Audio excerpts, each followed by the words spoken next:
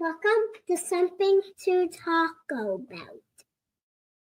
Hi, welcome to Something to Talk About. My name is Taco, and I got one of them live streams for you. I didn't even upload them yet.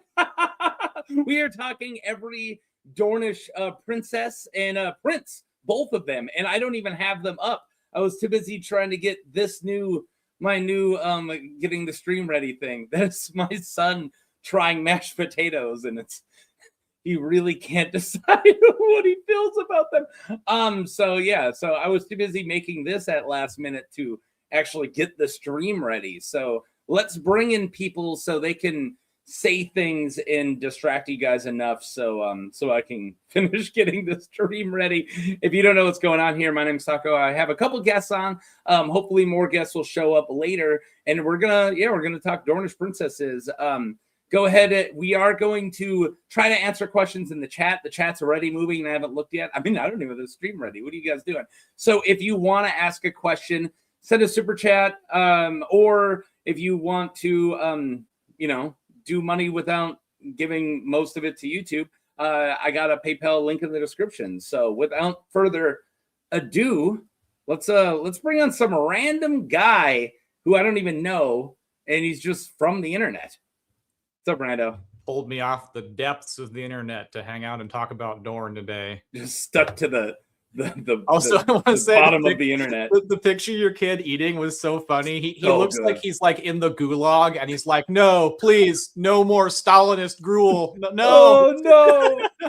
It's so accurate too. I mean, because I'm not going to get into the politics of our house, but it's not too far from Soviet Russia. But it's basically the gulag. It's basically the gulag is what I'm getting at. And it's not even the fun part. I mean, you said you were in the snow, so I mean, you're getting the full deep Siberian experience right now, right? It's snowing. You come to my house you're feeding babies gruel. It is basically the gulag, right? We are here for the deep Siberian experience.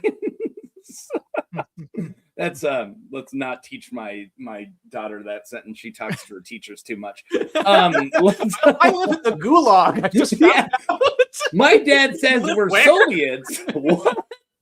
All right. Speaking of people who live on the other side of the Atlantic Ocean, that technically closer to Siberia than we are, unless I don't know. I guess we can go the other direction. I know. I might be closer living in California. Yeah, maybe. We got a map, but the Pacific's pretty big, so maybe we're like equidistant from the gulag. Tormund, although he's going by Stoner Darkstar right now. Well, I am of the night. It's like 4 a.m. here. No, hello. Also, I've been to Siberia. Oh yeah, how was it? How was the gruel? How was the gruel? The gruel was fine. It was super warm because I was there in the summer. Did you take the railroad? That's one of my things on my bucket list. Actually, no. I want to do the whole railroad because of the Czech and Slovak Legion. So I'm just like, that's on your bucket list.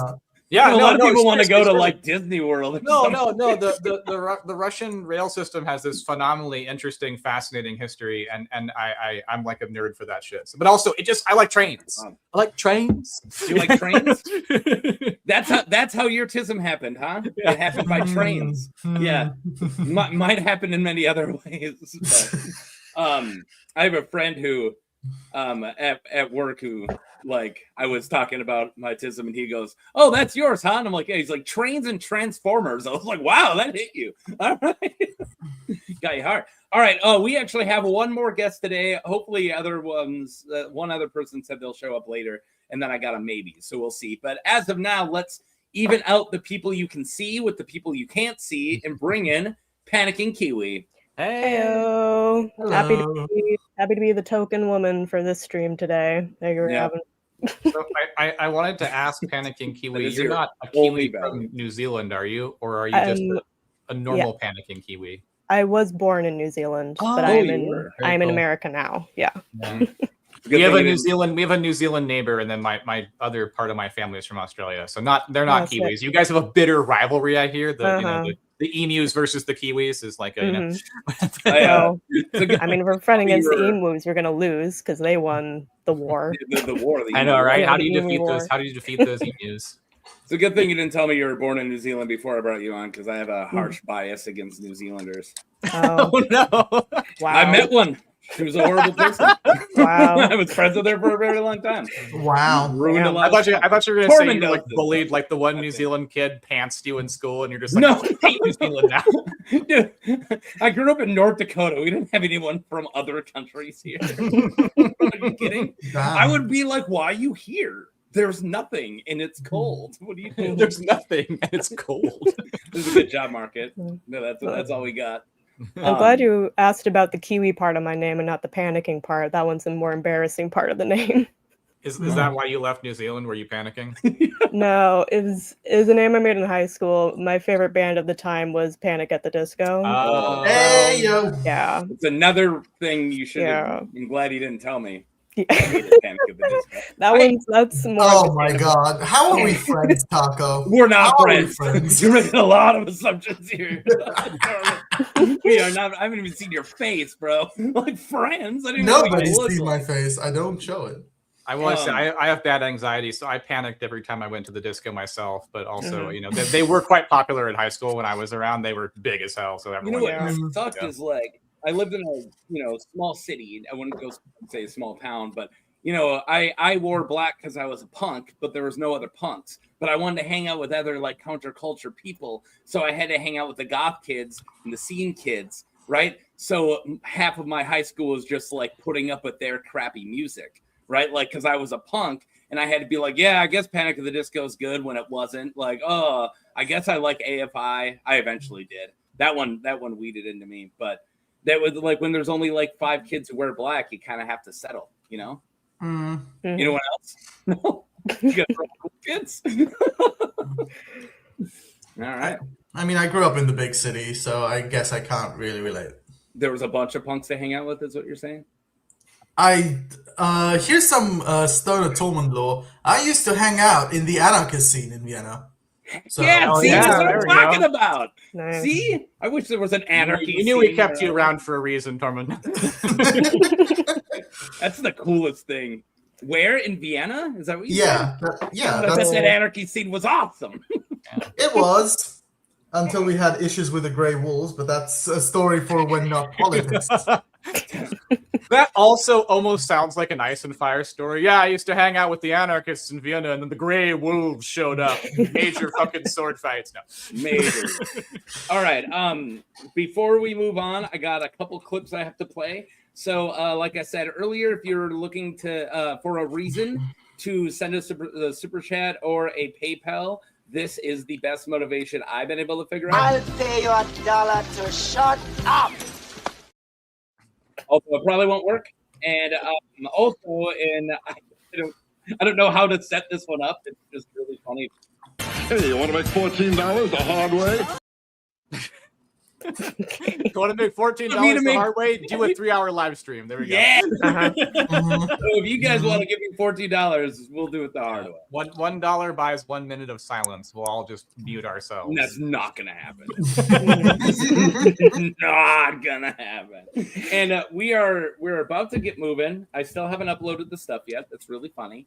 So if anyone has anything entertaining to say for about 10 seconds, Hey. go random. Yeah, I was going to say, so, I love Dorne, but I don't know enough about all the lineages in Dorne. You're learning all of it today, This is bro. going to be a good one. I'm excited for this one. So this isn't every single Martell, and that's almost what this is, because I'm sure there is not too many that don't fall into this category, but these are ones who had been considered prince, like the ruling prince or princess at the time, right? So that being said, they keep the title, right? So this is not a pre-conquest. Well, of course not, because they actually didn't go in during the conquest. But this goes all the way up to, if you want to say modern time, right, for A Song of Ice and Fire, because like when we did every single King of the Iron Islands, well, that stopped at Harren Hor, right? Because they became lords. But these guys never stopped being prince and princesses. So, yeah, we don't stop. We go all the way up to Doran Martell. So I thought that was pretty interesting. And I'm sure Tormund already knew that. But because he knows a lot. Every time I think I'm talking deep lore, this guy always beats me. But I didn't want to talk too much about Doran Martell, but he is on my list. He will be the last guy we talk about, and I still made like 2.5 slides for him because he's such a big character, but I kind of ended it at like before the books. Oh, we got Rust before we get going. Hey, Rust. Hey. Rust. I'm not all set up, but I just wanted to let you know I'm here. Okay. He's in full blue light. My sound and video will be improving. All right, cool. Please, do you want that audio? I would say, Rust, you look like you're about to do a bread tube video essay right now. You sound like I'm inside a submarine, and you are the submarine. He's about to get us completely off this. We will get banned in China. Yeah. Well, before we do that, remember the rules, guys. And I don't know if Russ can see this because sometimes he can't see, but we do have rules now. No vulgarity, no mischief, no politics. And to emphasize, Can you define vulgarity for us? you're normally like one of them. If anyone goes vulgar, it's you. Mischief is rando. And normally it's the interesting nerd club that we got to worry politics with. So, but that one's that's big, so big that I went and got a Burgess Meredith to say it again. But remember, no politics. So I'm not allowed to curse anymore? I mean, you're never gonna stop, but just like what's the lowest amount you need to do to exist? Let's go with that amount.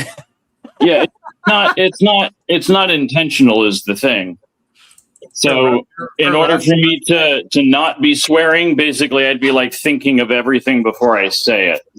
Who needs to do that? Like 100 words is the minimum curse words you can do like within an hour. Yeah. It's okay. I'm the same way. I say fuck like all the fucking time. So it's there you go. Yeah, it's totally real. Not bad. Made it pretty far. And to answer this question, if I'm getting to a point that's bothering you, like anywhere near a point that's bothering you, just bring it up. Yeah, I will. I usually do. You want like a code word?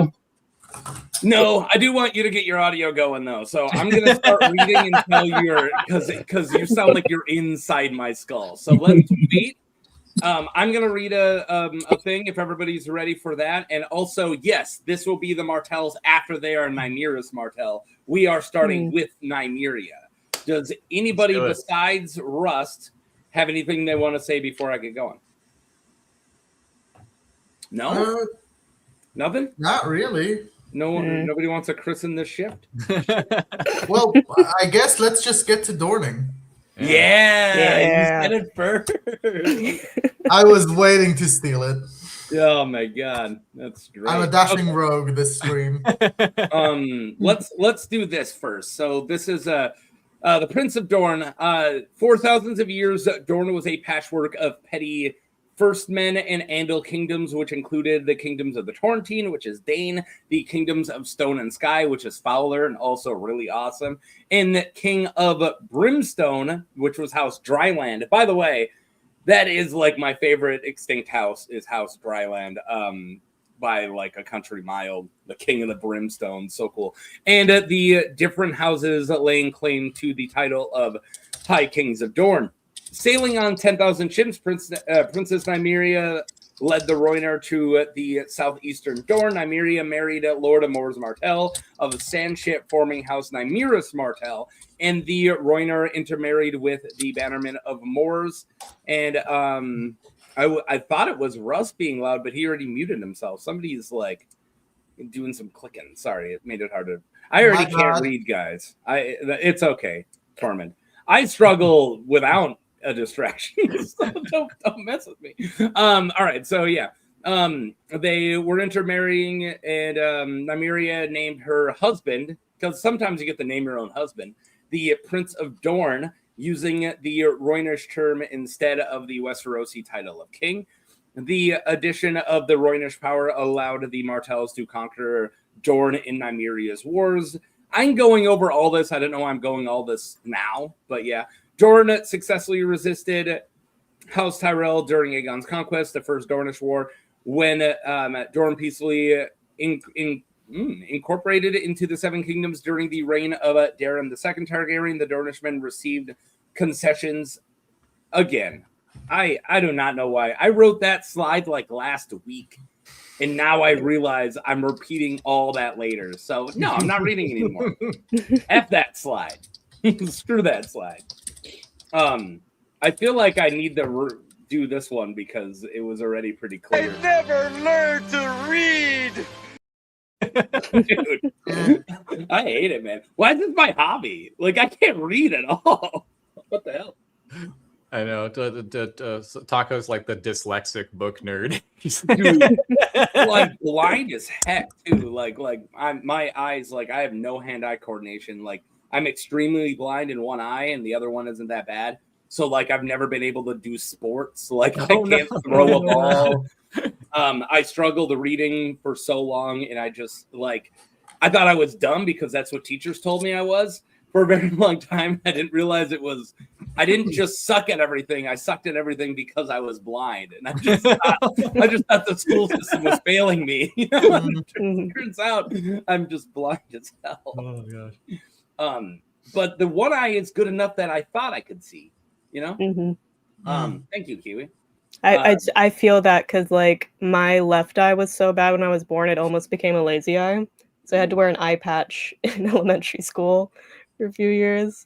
And then my right eye grew to be also bad. So now I have opposite prescriptions in both eyes. So I can't wear glasses. I have to wear contacts because they're that fucked up. They're that different? Because mine are too different. Like mine are very different, but I didn't know they. Wow.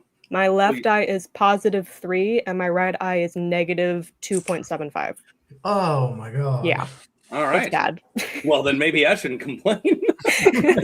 I don't have it. Taco's like, I thought I was blind. No. Yeah. Holy crap. I don't have it that bad. I have to wear glasses when I'm like reading or when I like work on a computer. But like in general, for me, I can live outside of that without them. I can read just fine, but distance things get wacky. Like actually, I have glasses. Yeah. I'm positive 125 in one eye and positive 75 in the other. I don't know what mine are. I just say blind as shit, and then pretty good is what I go with. Russ, you are muted. Let's hear you. Are you? I got glasses. I'll join the glasses crew. It makes my vision way better when I actually. Bro, you're already more handsome than everybody. You got to go get handsomer. That's bullshit, man. I hate how attractive Rando is. It wakes me up at night, dude. Oh, right? He's so random. So I did have a touch of the Lexia though. So like when I was younger, I would read sentences like once and then be like, what the fuck does that mean? I read it again. What the fuck does that mean? Read it a third time and it makes sense. And you're like, what the okay, oh now it makes sense. And I was like, I didn't know what that was. I wasn't told until way later that was dyslexia. Still have that. Like that's still that's why I read slow. I read slow right even today because of that. I'm like, make the word make sense. I just need I need to care, or else it like doesn't register at all. Like if I'm reading a textbook for a class I didn't care about, like I could read that sentence 30 times, it's not going in. But like if I'm reading a book I want to read, or if I'm learning about something I'm nerding out about, I retain that. But Russ, maybe you have the ADHD too. That's the other one I got is the fucking ADHD. How's my audio? Ooh, much better. Ooh. Yeah, there you now. Okay. All right. You now no longer sound like you're being streamed through a toaster. I know. Wait, what? The damn toaster radio. Sounds like you're being streamed through a toaster. Never. No, is that what it sounded like earlier? Rust is like yelling at us from the opposite end of a huge metal pipe. He's just like, and somehow that metal pipe is inside his mouth at the same time. It's called reverberation, you guys. It's a new thing. It's called eating your microphone. Bob Dylan does it. He's swallowed his lapel mic. It's like hanging in his stomach somewhere. You're right. No, Bob Dylan does do that. He also is one of the best songwriters of all time. So whenever you also get that going on, then you can start eating your mic.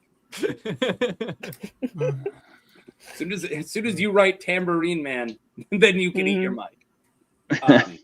Or Tangled Up in Blue.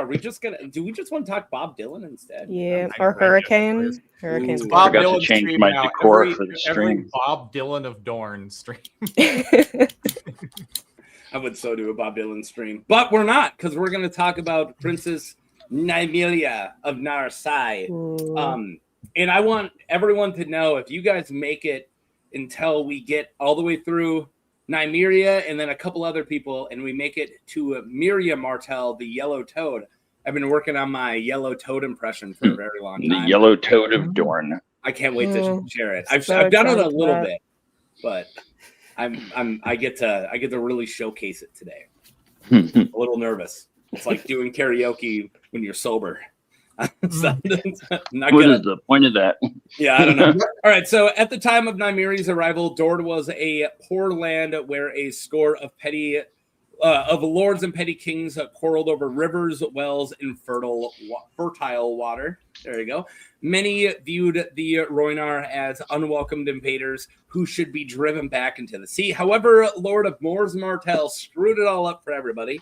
Of a sand ship saw an opportunity in the Rhoynar, and singers claim that Lord Martell also lost his heart to the beautiful princess, who, according to this art, has a turtle shell shield, which is the coolest thing ever. I love that turtle shell shield. It is so cool. Moving on from the turtle shell shield. Also, I imagine a tortoise would be better. Yeah, maybe. Yeah, but keep in mind, this is the fucking Rhoynish part. Pardon the... Sorry. Because they're obsessed with turtles? Is that what you're getting at? Leatherback Yeah. sea turtles. I like turtles. There's some pretty big sea turtles out I there. like zombies. Might make a fun shield. I bet the shells are heavy as fuck, but it's Yeah. still be cool, right? I would use like an alligator stabbing turtle shield.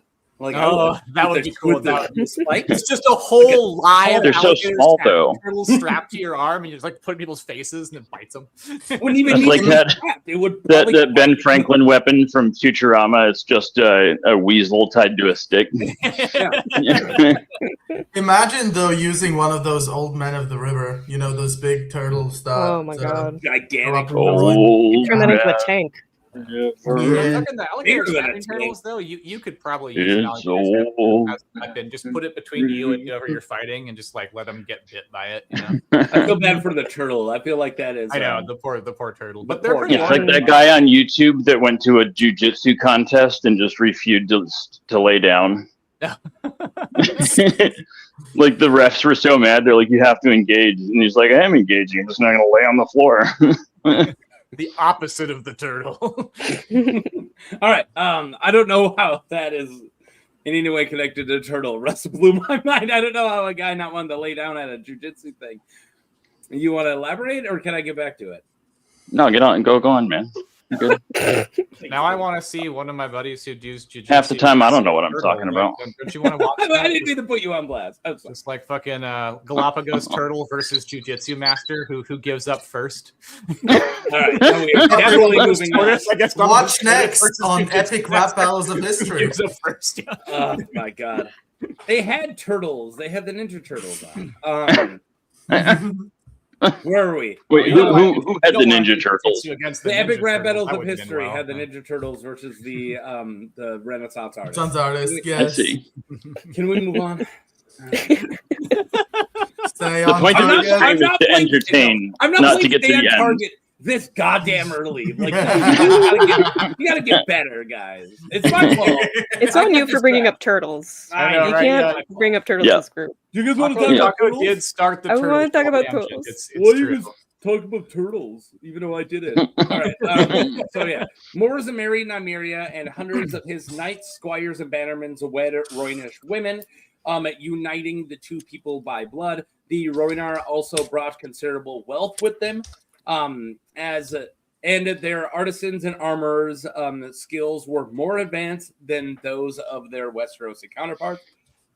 To celebrate these unions and to ensure her people could not retreat to the sea again, she burned her fleet, declaring her wanderings to be at an end. Nymeria named her husband Mors Martell the Prince of Dorne, declaring dominion over all of Dorne.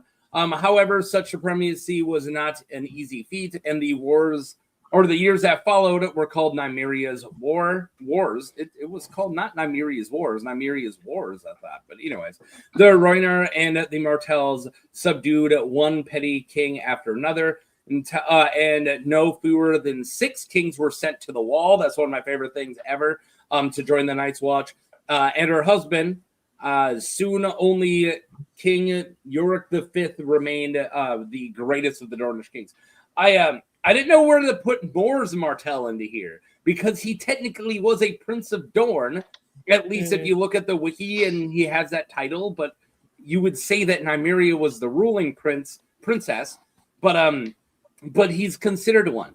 But I also he dies before she finishes, so I can't read him second. So I have him sandwiched between two parts for Nymeria. After I read this for him, we have sense. more Nymeria. Yeah. Thank you. That's what I thought. Do all the spouses get the princess title?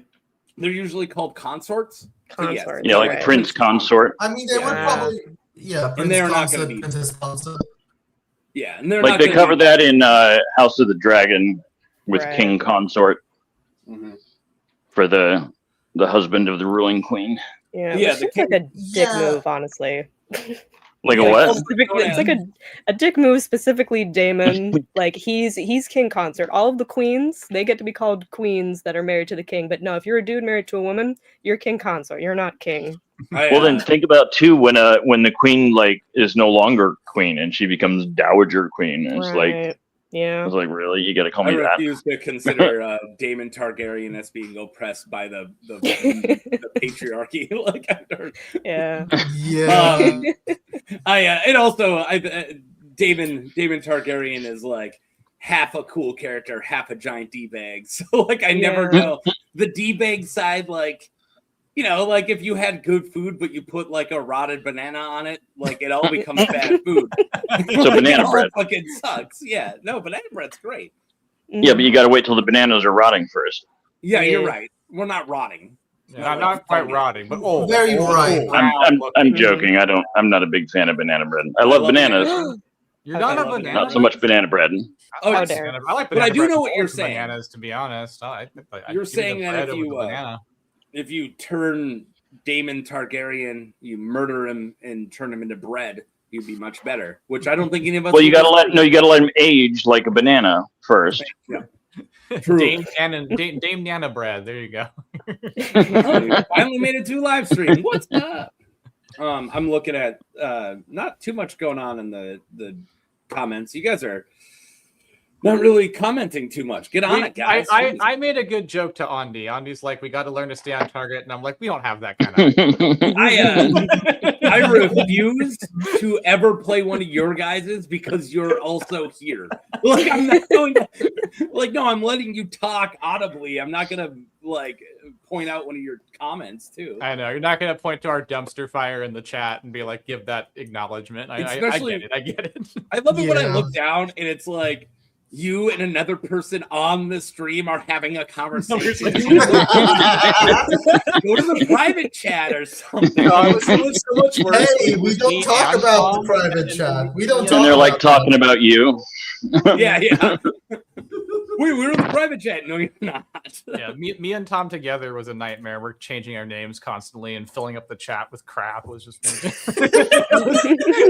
sounds like you and Tom. Fucking nightmare. I try to no sell it a lot, but sometimes I've noticed with you guys that the more I sell it, the more it happens. So I just try to act like it doesn't. Oh yeah, no, we love your reactions to being teased, man. Yeah, half the time we're just trying to get your goat, so we can enjoy. I once had a boss tell me if I don't run, they don't chase me. And no, that's horrible HR advice. But he had a point that if I get mad about it, people. If you run for it, they will come. They will chase. All right, no, I got to declare this. Damn it, man! I swear you guys rip on me 13 or 14 more times, I'm out of here. Fuck you guys. You read them. We can't see him until you put him on screen. I know. Yeah. I've thought about making one of you guys giving you as much power as me, but I just don't fucking trust. Oh yeah, you don't want to go. No one has earned that. No, we totally Google weird shit and put it up there. Yeah. God damn it! Stop that. Just have AI rewrite it. Don't even check it. He's rewriting his whole fucking script. So funny. I like to do the cha-cha like a sissy girl. Wait, that's not Mors Martell. All right, speaking of Mors Martell, Prince Mors Martell. When Nymeria led the Rhoynar, this is going to be a lot of repeating too. Rhoynar refugees to Dorne in southern Westeros, the lands of the Martells, paled in comparison to those of House Ironwood. The marriage of a Lord of Mors to Nymeria gave the Martells the manpower to conquer the rest of Dorne and gave the Rhoynar a new homeland. The Dornish rulers have since styled themselves prince in the Rhoynish fashion rather than king. Mors was slain by King. Do we want to go with Yorick? Yorick. Yeah, let's go with Yorick. Yorick the Fifth Ironwood in the third battle of the Bone Away, by Nymeria. But Nymeria forced Yorick to submit 2 years later. It took you 2 years. Killed your husband, dude. Did you go nap afterwards? Jeez. Jeez, Well, Nymeria. yeah. My husband's dead. There probably was a brief hiatus from Conquest while she does like a week of grieving, and then she's like, all right, let's get back to it. Fucks people up. And then she went and got spent a week at the Betty Ford Clinic. Well, she was like a warrior queen, so I'm imagining she like Betty Ford. Cried. No, not Betty Ford. No, Betty. Was Betty Ford a warrior queen? Was that? No. I guess. She was Gerald Ford's wife or something, I think. I wouldn't consider Gerald Ford a king. So. No. Warrior queen. He wasn't even an elected president. Yeah, he wasn't even elected as vice Gerald president. Ford's the king consort. Betty Ford's the warrior queen. There we go. We solved. There you go. She's the queen. Kiwi, any thoughts? About what? I really put you on the spot. Why am I here? Why did I agree to this course? I don't know. I'm about Betty Ford or what? Which topic are you want my opinion on? I didn't bring my notes on Betty fucking Ford. Sorry. Gerald Ford, wasn't he the one that was like almost assassinated twice by two different women? No. Yeah. What? Gerald Ford was almost assassinated? I don't know. Yeah, one of them was Squeaky Fromm. Yeah. And the other one was a housewife. Yep. And one of the guys that saved his life had his life ruined by being outed for being gay. Well, that's it, man. Jesus. You can save presidents, but you can't be gay. Yep. You do one nice thing. And nice thing. We do one good thing, and they no one cared that I was gay before I started saving presidents. Guys, I was gay way before Gerald Ford was president. Or gay. All right. We want to move on? Sure. Should we can talk about Gerald Ford more. This one we got to phone up Zach. I'm sure Zach would. The only fun fact I had on Gerald Ford is, well, he was kind of a doofus, a doofer goofer, but like, did he have his saying was, "I'm Gerald Ford and you're not"? Like, that's such like, he didn't try very hard on that one. That's a fucking tagline. That's like Johnson pulling his dick out during a meeting. Hell yeah. LBJ was a madman because he would do things like that to make other people uncomfortable during, like, he would have like heads of state over and then he would like lure them into the bathroom and he would start like taking a dump as he's like talking foreign policy just to like throw them off. And it's like, no, I'm gonna agree to that to get away from this guy pooping. That's how I shake him up. I gotta take a shit and then make him talk about Vietnam. Keep the door open while you poop. Like, let's not talk about him. There's there's a lot of darker stuff that he was into. Don't need to be on the stream. All right. Moving on. Okay. LBJ, Carl Karstark. That will not be. Yeah. That will not be up there. All right. Moving on. Princess Nymeria of Ny Sar, the opposite of LBJ. What, she used to pull her labia out? Jesus. The opposite of LBJ. My God, come on now. Right. Oh my God. So Kiwi, how are you enjoying our Oh, company? great. I feel so included. Oh, I'm sorry. Who's our guest? I didn't. Everyone's leaving now. All right. We need a clean cup or something. We need to like fix everything here. I can't even read right now. Let's play some Norm Macdonald. No offense, but it sounds like some fucking commie gobbledygook. And now we can move on. All right. That's part 1. Princess Nymeria, part 2. For 9 years, Nymeria and the Martells battled. There we go. Against Ironwood and his bannermen. When Mors Martell fell for the 3rd time in our story to Ironwood's swords in the 3rd battle of the Bone Way. Nymeria assumed a sole command, the Bone Way. I love it too. A command of the Martell armies. 2 more years of battle followed, but Nymeria eventually defeated good old Yorick V and he bent his knee to her, ensuring Martell supremacy. Nymeria ruled thereafter from Sunspear, the new seat of House Martell that was built around Sandship. By the way, Sandship was the OG House Martell's castle. Yeah, that's a cool name, Sandship. As the Princess of Dorne, Nymeria remained the unquestioned ruler of Dorne for almost 27 years, long enough for Kurt Cobain to be born and then die. Jesus.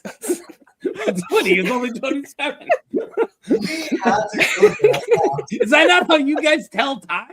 The amount of Kurt Cobain lines? The amount of Kurt Cobains you could fit into it? Yes. I know, right? That's how I gauge everything in life. You know? Should I have said it better? Should I have said the amount of time Kurt Cobain was able to be born and then hit records and then leave out what happened at the end? It's funny. It's like I turned 28 earlier this month, so I have officially lived longer than Kurt Cobain. You're like one tick beyond Kurt Cobain. Yeah, you're Kurt Cobain longer than Kurt Cobain. Yeah, you're a year into him being alive again. You're into your second Cobain phase. Like you know, everybody gets a couple Cobains in their life, you know, and then you die. Who's your favorite 27? Who died at 27? There's Kurt Cobain. There's Janis Joplin. Who else? Not Jim Morrison. He was older, wasn't he? Randy Rhoads die at 27, or was that 28? What's her name? Winehouse, Amy Winehouse. She was my favorite painter, Jean-Michel Basquiat. He was also Morrison was 27. He's part of the 27. Morrison was too. All right, well there you go. He just let himself go somehow so early because he looked like shit for 27, like way worse than Amy Winehouse. So alcoholism. You got a pretty good comment down there, Taco. I did. Dorne smells like Teen Spirit. Yeah, Dorne does smell like Teen Spirit. Yeah, the 27 Club. Jean-Michel Basquiat's my number 1. That's all I got. He was like homeless at like 23 and then filthy rich and died at 27. Like that's how you do it. That's how you do it. I had a lot of aspirations to fall into that at 23 and I'm now 36. Yeah, I'm gonna be 36 in the summer, so I'm like 1.5 Cobains almost, right? Yeah. You know, like we're getting there. We're getting closer. 1 1/3 Cobains. Cobains are my second Cobain starting to learn music. Probably, I don't know. We're pretty close to the Bleach. Yeah, exactly. Yeah. That's my favorite Nirvana album. All right, moving on.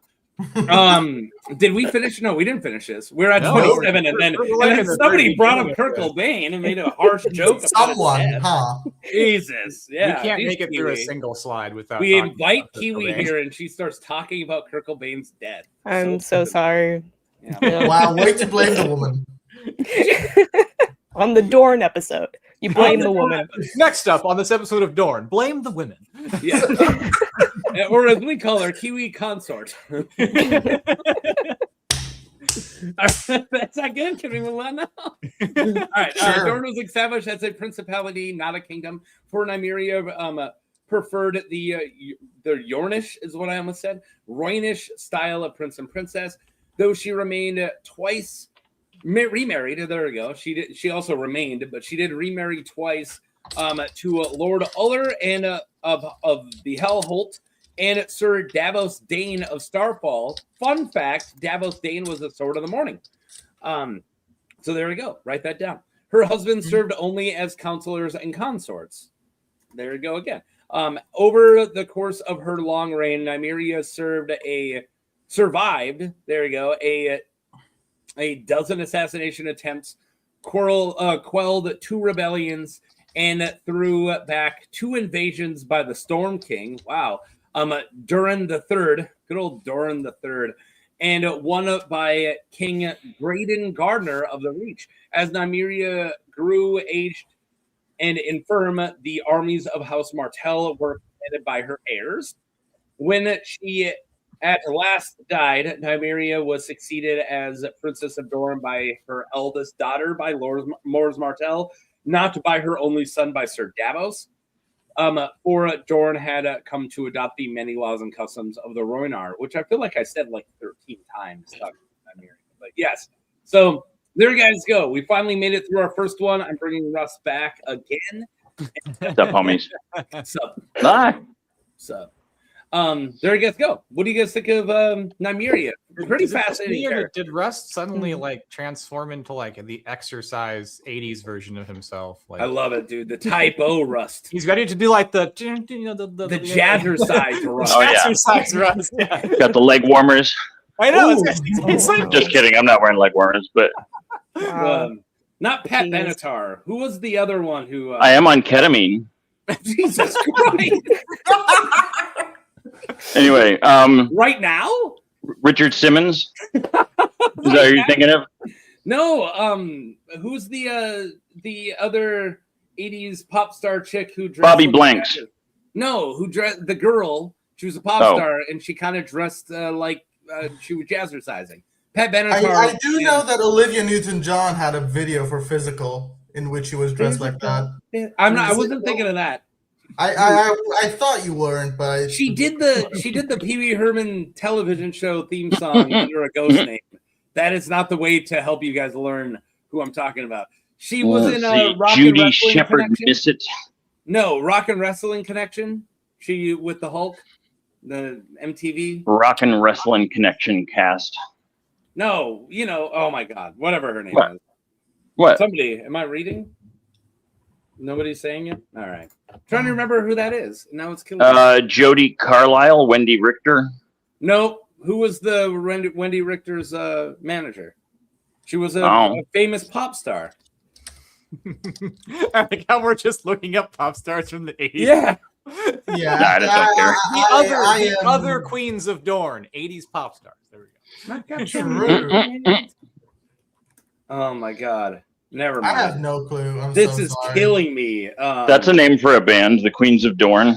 Oh, yeah, I'm down. It actually is a name. Okay, I might get on that actually. You guys are gonna be like, you couldn't. I gotta hit up Zach and Cindy be like, Lauper. We're forming a band. We're calling ourselves Cindy Lauper. That's who you're talking about. Yeah, that's what I was trying to talk about. Oh my God. I didn't succeed. At all. Took me a minute. I thought you knew the answer and you were trying to get us to guess. Shane Carpenter, where were you? Who? All right. See, now you guys are such bad influence. Now Panicking Kiwi's in the comments. Like, you guys are the first day in the comments. Did you just refer to us as employees?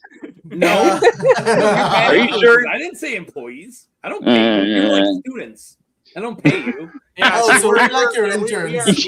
We are not paid for this. Well, like you got something to teach us? Is that it? I've been trying to teach you guys about Dorne. Wait, no, Damn it. There we go. Fan. That's what I was after. All right. I'm going to have to teach Rust. You're going to have to come over here. We'll be right back, guys. I'm going to have to teach Rust a lesson. Oh, boy. Yeah, Is that what we're calling it now? Yeah. I will say Panicking Kiwi, it is odd to be like I'm like 10, almost 11 years too old for Leo. It's like how weird, right? That's I think of myself as young, but he thinks of me as old as hell. Yeah. Oh, that Leo. Yeah. He only likes half a Cobain. Cobain's too old for Leo. Yeah, three-fourths of Cobain is what he For the audio listeners, you will have to understand what was going on in the YouTube chat to get this bit. No context. No context. Nope. I'm afraid to play some of these because a lot of times I don't read all of them out. I'm like, oh, this one, the first couple words look like it's going to be funny, and then you're like, oh God, no! Why did I play this on YouTube? Yeah. No. Oh my God. Leonardo Maron Trent DiCaprio. Why are we not reading the chat? That specific chat. Why? Because it's bad. Because it's bad? understand the Song of Ice and Fire lore, which is weird because you're here. But yeah. Maron Trant. Oh, Maron Trant. Okay. No, I remember. That is also show Maron, not book Maron. Book Maron is just an that's more like that's more like Book Robert. Book Robert and Leo would have some things to talk about, you know. Yeah. Let's They're talk all about somebody in the else. Littlefinger files. Anyway. They're all in the Littlefinger files. Oh no! Wow. Let's talk about somebody else. Wow. No, that is the most perfect. We were just joking about that the other day in the chat. So how about that Eddard Stark fella? How do you think his story's going to go? I don't know. He's technically in the Littlefinger files, so I don't trust him. No boy. Is that like the Westerosi version of the Epstein files? You can't see it on the word. I tried to get him not to say it, but he's not texting, so he can't really do this. Right? Now we've been canned for sure. And is that what it is? The FBI is watching us that's to see if the we joke, mention but we're Trump trying now. not to say that guy's name. And now you've definitely put us on a watch list, Random. Anyway, Yeah. Nymeria and Mors Martell, you guys. Martell is all up in our fucking IP right now. You know, This is like the most girl boss kingdom, and we went there still. We couldn't escape it. Damn Peter Baelish. He's a money lender too, guys. It's perfect. It really is. In my defense, I'm not the one who brought it up. He really is. One for one. Westeros, that's who he really is. If he was from an island and not the Fingers, it would be so much perfect. He was from the Paps, which is the name of an island in the Vale. You're welcome. Yeah. Or what's the other one? The Paps. He probably owns an island in the Vale. I bet you. There's Pebble in the Paps. Yeah. Then there's Witch Isle. Yeah, House Upcliff. What's up, Cliff? Yeah, dude, what's up? What's up, Cliff? Anyway, my target is, I think, appropriate. Yeah, are we good? All right, let's play a non sequitur. That hurts me just looking at it.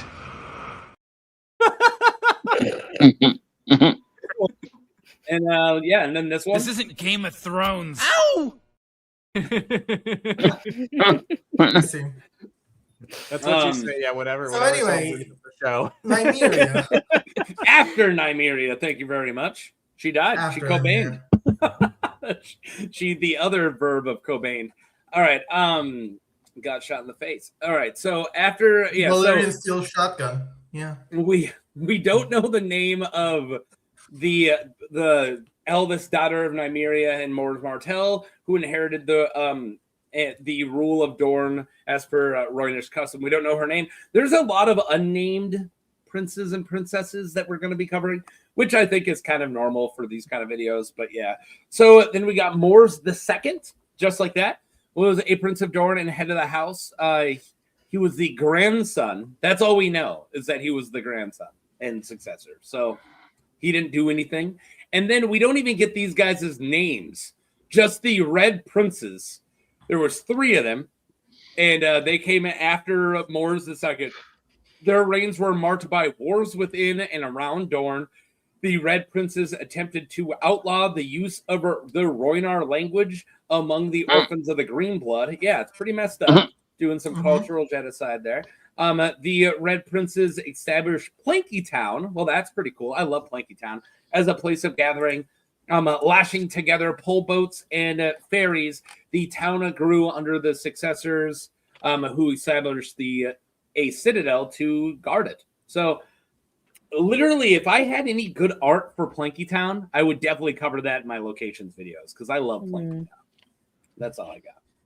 Reminds me of that town in Pokemon where it's just a bunch of logs floating around. Anybody? Gen 3? No? All right. Moving on. I never played Pokemon. Wait, which one again? I was all like red, blue, and yellow. I didn't even. This would have been in Ruby, Sapphire, and Emerald. My first gen was for Gen me, 6. I missed the fucking description. I missed the description. I completely zoned out for just that description. The Pacificlog town. Pacificlog. Yeah. It's it's on an entire colony of Corsola, and it's just floating in the ocean.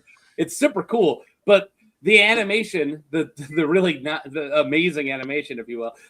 When you walk on the logs, you sink like a little bit. So if you're gonna want to go to the store, your feet are gonna get soaked. So yeah, you can't wear socks in that town.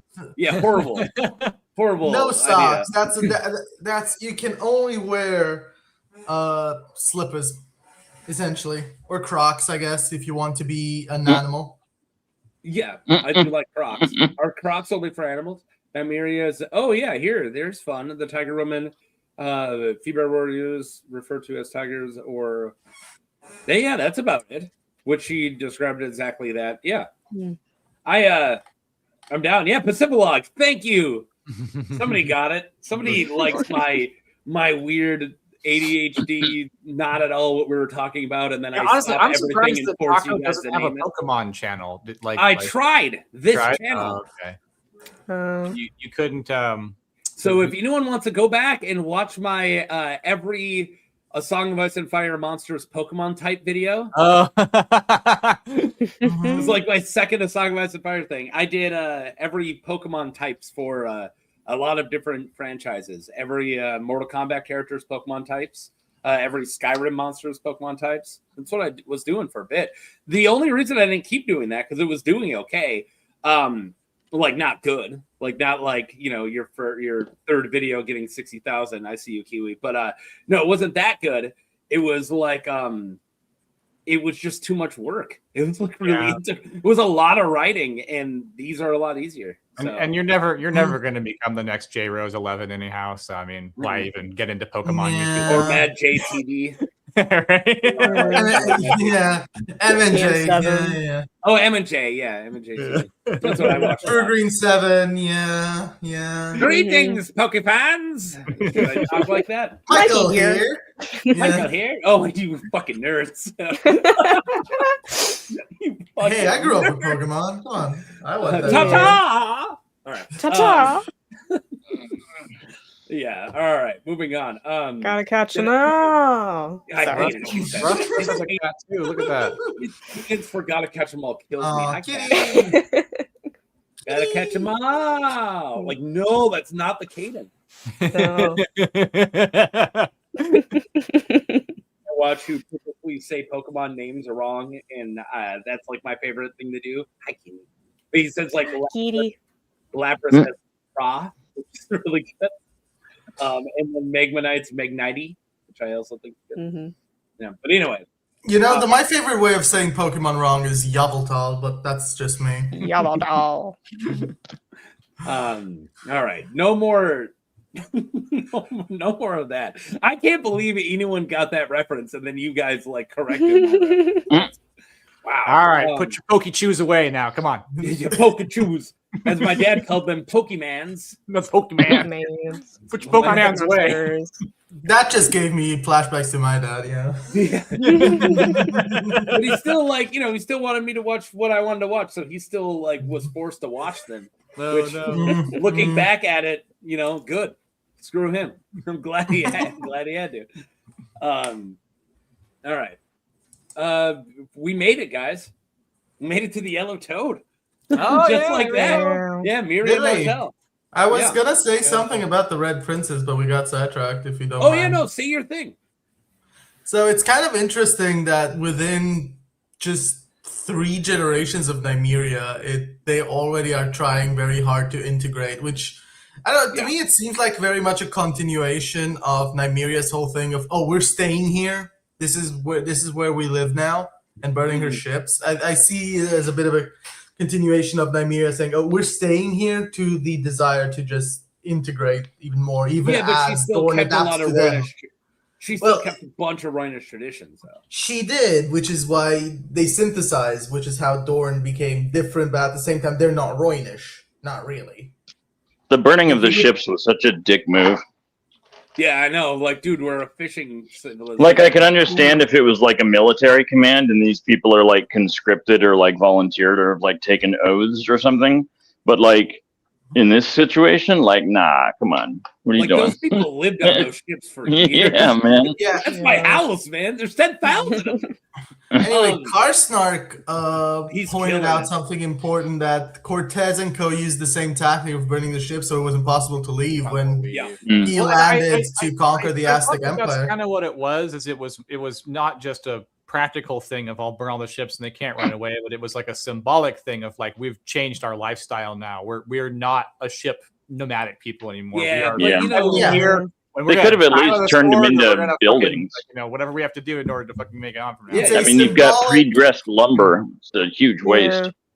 Yeah, it is a symbolic transition from Roynish to this new synthesis of Dornish culture. That's kind Are of we not going to get mad about the orphans resurrect it because they become a ship-faring nomadic people again, and a lot of them go back too. Yeah, and so then they kind of rebel against that whole concept, and they I love the Orphans of the Green Blood. It's such a cool culture. I think that's really cool. Also, Brandon the Burner did it too, and he sucked. I don't know. Tyrion was talking about somebody doing that in Meereen. I don't know if it happened in Meereen, but I don't know. Doesn't Brandon the Burner burns his own ship? It was that scene when he was tried to give that woman money to feed her child. You're talking about the show? Okay. Yeah, sorry. Brandon the Burner burns his own ships so they can't go on any more expeditions, right? Wasn't that why? Yeah, because his dad went out and died. Right. Yeah, so that was like a grief thing. This whole fucking ship nonsense. You could have made 10,000 houses. Probably. I thought they did recycle some of the ships. And I could build 10,000 houses. And I could build 10,000 more. I have been on a Proclaimers kick, specifically listening to "I'm on my way" like on repeat, like 4 times a day. As Taco's headed to work, he's like, "I'm on my way." No, when I'm at work, because I walk a lot at work. I'm on the floor a lot. I'm not in the control room that much because I'm a PT1 and more people got to learn stations. I don't need to learn them anymore, so I'm on the floor. Anyways, doesn't matter. I walk around a lot. And there are certain songs that after I'm done, I go, better keep doing that and just go right back. So, and that's one of them. And I'll just totally literally different note. I would have preferred if they ended the Dunk and Egg show with "I'm on my way." I did not like the 16 tons thing because he doesn't stay a poor miner his whole life. He becomes head of Kingsguard. Like he does not work a day to end up in the same company town. Yeah, but that's, I'm on my way though. He's on his way. Like it's a one note fucking thing, but it would have been a better note in my opinion. Yeah, but that's if you don't acknowledge the fan theory I'm making up right now that's a different dunk. That there's multiple tall dunks. And there's multiples. Okay. Yeah, that's why he's all over the place. That's why you think they're all related to him? No, everyone's related to Dunk because there's like 5 dunks. Could it be because Egg is so crazy because Egg's a psycho little dragon boy that when Dunk dies, he goes and gets another tall guy and forces him to be in his dunk. Well, like so it's a Dread Pirate Robert situation. No, way thicker than that. Like ties him, like Reek, like breaks his spirit. Yeah, he's like a Reek. Every time a Dunk dies, he finds a different one, and everyone's like, "That's not the same Dunk." And he's like, "My name is the same Dunk." So he's like he's some sort of warg. Yeah. Then is it voluntary? Is he doing this on purpose? No, it's involuntary. I'm just going with words. I'm just saying words now. No, it's involuntary. It is voluntary. See that? Oh, that's dark, man. He ties them up and puts them. If Dunk didn't know that it was happening, that'd be one thing. But I was gonna say, you guys at the end of Clockwork Orange, like all the TVs and his eyes are all pinned open. He takes the guy, he puts him in the Red Keep, and he forces him to watch reels of the 7 Kingdoms over and over again. Then they become Dunk, you know. Like a Clockwork Orange. All right, I'm pitching this interesting nerd club. I hope they don't watch. Hi, Zach. Hi, Tom. My name is Dunk. Rhymes with lunk. My name is Dunk. Bigger than a castle wall. Dude, he's totally like Channing Tatum's character from 21 Jump Street. My name is Yef. Yeah, I was about to reference that. Wow. All right. Let's talk about the Yellow Toad. All right. Let's do it. All right, here we are. Nymeria of Ny Sar was the ruling. Don't ask.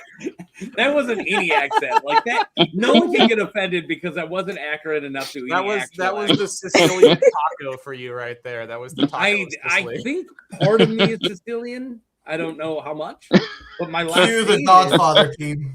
My last name is Italian, which means I'm at least like Olive Garden Italian. I don't know if I'm real. You're like me. You've got a bit of it in there, you know. Yeah, got a dash. My my daughter is the most like Scandinavian looking child, like translucently Irish skin, and then like bright blue eyes and just extremely blonde hair. And I'm like, you have an Italian last name, you poser. Like, there's no way. She is not Italian. All right. Anyways. Okay. Nymeria of Martell was the ruling princess of Dorne from House Martell during the invasion of Westeros by Aegon the Conqueror. By the time the War of the Conquest, Meria was around 80 years old. She was fat, blind, and almost bald. She's like the Walder Frey of this time, except 10 years younger. except a whole Kurt Cobain younger. Yeah. No, half of a Kurt Cobain. Thank you. The Storm King Argilac Durandon called her the Yellow Toad of Dorne, which makes this the best thing Argilac Durandon did. Which makes the coolest action he ever took in his life. Dude. Way cooler than Walder, man. So where was I? When King Aegon I sent his ravens to all the rulers of Westeros, demanding that they yield to him as the sole king of Westeros and be rewarded or be destroyed. Meria replied she would be his ally against the Storm King because he always called her the Yellow Toad, but would not yield when Queen Rhaenys Targaryen led the invasion of Dorne during the War of the Conquest. Dorne refused to give battle. Instead, they launched guerrilla raids on Rhaenys' forces. Then it melted away into the mountains and deserts and keeps. And returned only to launch. No, I already said that. No, where was I? No, you were right. Yeah, and returned only to launch guerrilla raids. So I said guerrilla raids twice. It confused me. All right. Returned only to launch guerrilla raids on the army anew. After taking the Dornish keeps, Rhaenys would find them empty except for women and children. Rhaenys thereupon flew her dragon Meraxes to Sunspear and met Princess Meria alone there. Rhaenys demanded the surrender of Dorne, but Meria instead replied, "You guys ready?" Oh boy. Mm-hmm. "I will not fight you, nor will I kneel to you. Dorne has no king. Tell your brother that." Queen Rhaenyra warned, "I shall, but we will come again, princess, and next time we shall come with fire and blood." And the toad said, "Your words, ours are unbound, unbent, unbroken. You may burn us, my lady, but you will not bend us, break us, or make us bow. This is Dorne. You are not wanted here. Return at your peril." No, I practiced that in front of a mirror like half the day today, guys. You got Robert Pattinson over here. Yeah, thank you. Wait, no, that's actually a compliment. Yeah, did you see his work on the Heron, or the Boy and the Heron? No. Oh, phenomenal, man. I bet it's the Heron. Yeah, I hadn't watched the Boy and the Heron yet. So I heard it's good. No, I wasn't sure. He was the other part of the lighthouse. Yeah, the one I don't watch. Did you guys know anime? But Shia LaBeouf is the protagonist in Nausicaa and the Valley of the Wind. He's the male pilot. Isn't that fucking insane? Yeah, that's awesome. I didn't know that. I love the roles that he does, man. I really do. Patrick Stewart, you can pick him out immediately, but I had no idea that was Shia LaBeouf being the fucking pilot guy. Shia LaBeouf. Nausicaa. I was like blown away. I'm just checking out some comment stuff. All right. I've lost the comments. I was looking at the comments. All right. Well, there we got halfway through the Yellow Toad. Next is one of my favorite words to say. Does anyone know what we're about to talk about next, which is an amazing word? Tormund can guess. Epiglottis. Mm-mm.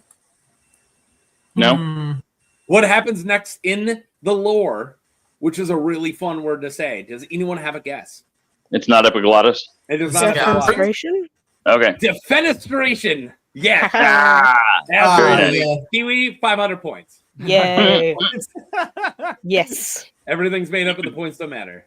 I am doing well at Livestream, which is a thing that exists. I have one live stream. It is a thing you do at place. You are currently winning. Negative 1,000 points for us. Hey. I mean, yeah. You know what you did. Fortunately, this is scored like golf. It is not. Which means I'm winning.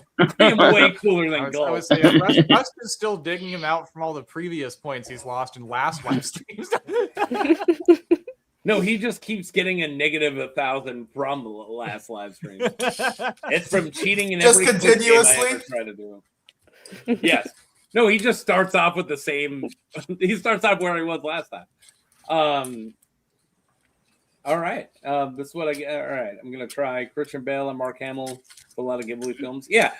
One of them was it Totoro that has both of the Fannings, Dakota and it's not Eli Fanning. That's. Oh yeah. Was it? You're thinking of Eli Manning here. I know. I almost said that's quarterback. That's the Manning and the Fanning. There we go. Everybody loves Dakota Manning. My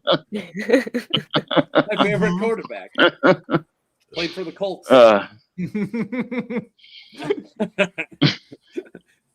first Dornish War. There's a defenestration of Dorne. God, what a great name. Defenestration. Can we start the entire country? Yeah. Can we start a metal band called the Defenestrators? No, that's a good name for a metal band. I'll be on the drums. Yeah, I mean that's pretty good. I'll play the guitar Defenestrators because that's the kind of music I actually would play. It'd be like fucking hard. So there's already a band called that.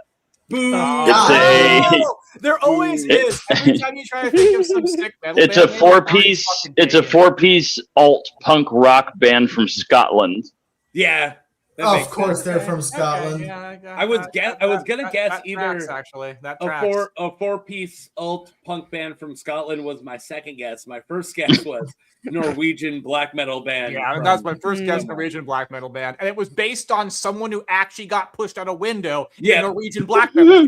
In their first album cover was his dead body, and they were all posing with him. Well, that's probably not cool. The first album cover was pushing him out the window in the middle of a murder. And the second album was called The Defenestrated. All right. And they spelled it dead like DEAD. Ooh, Defenestrated. That's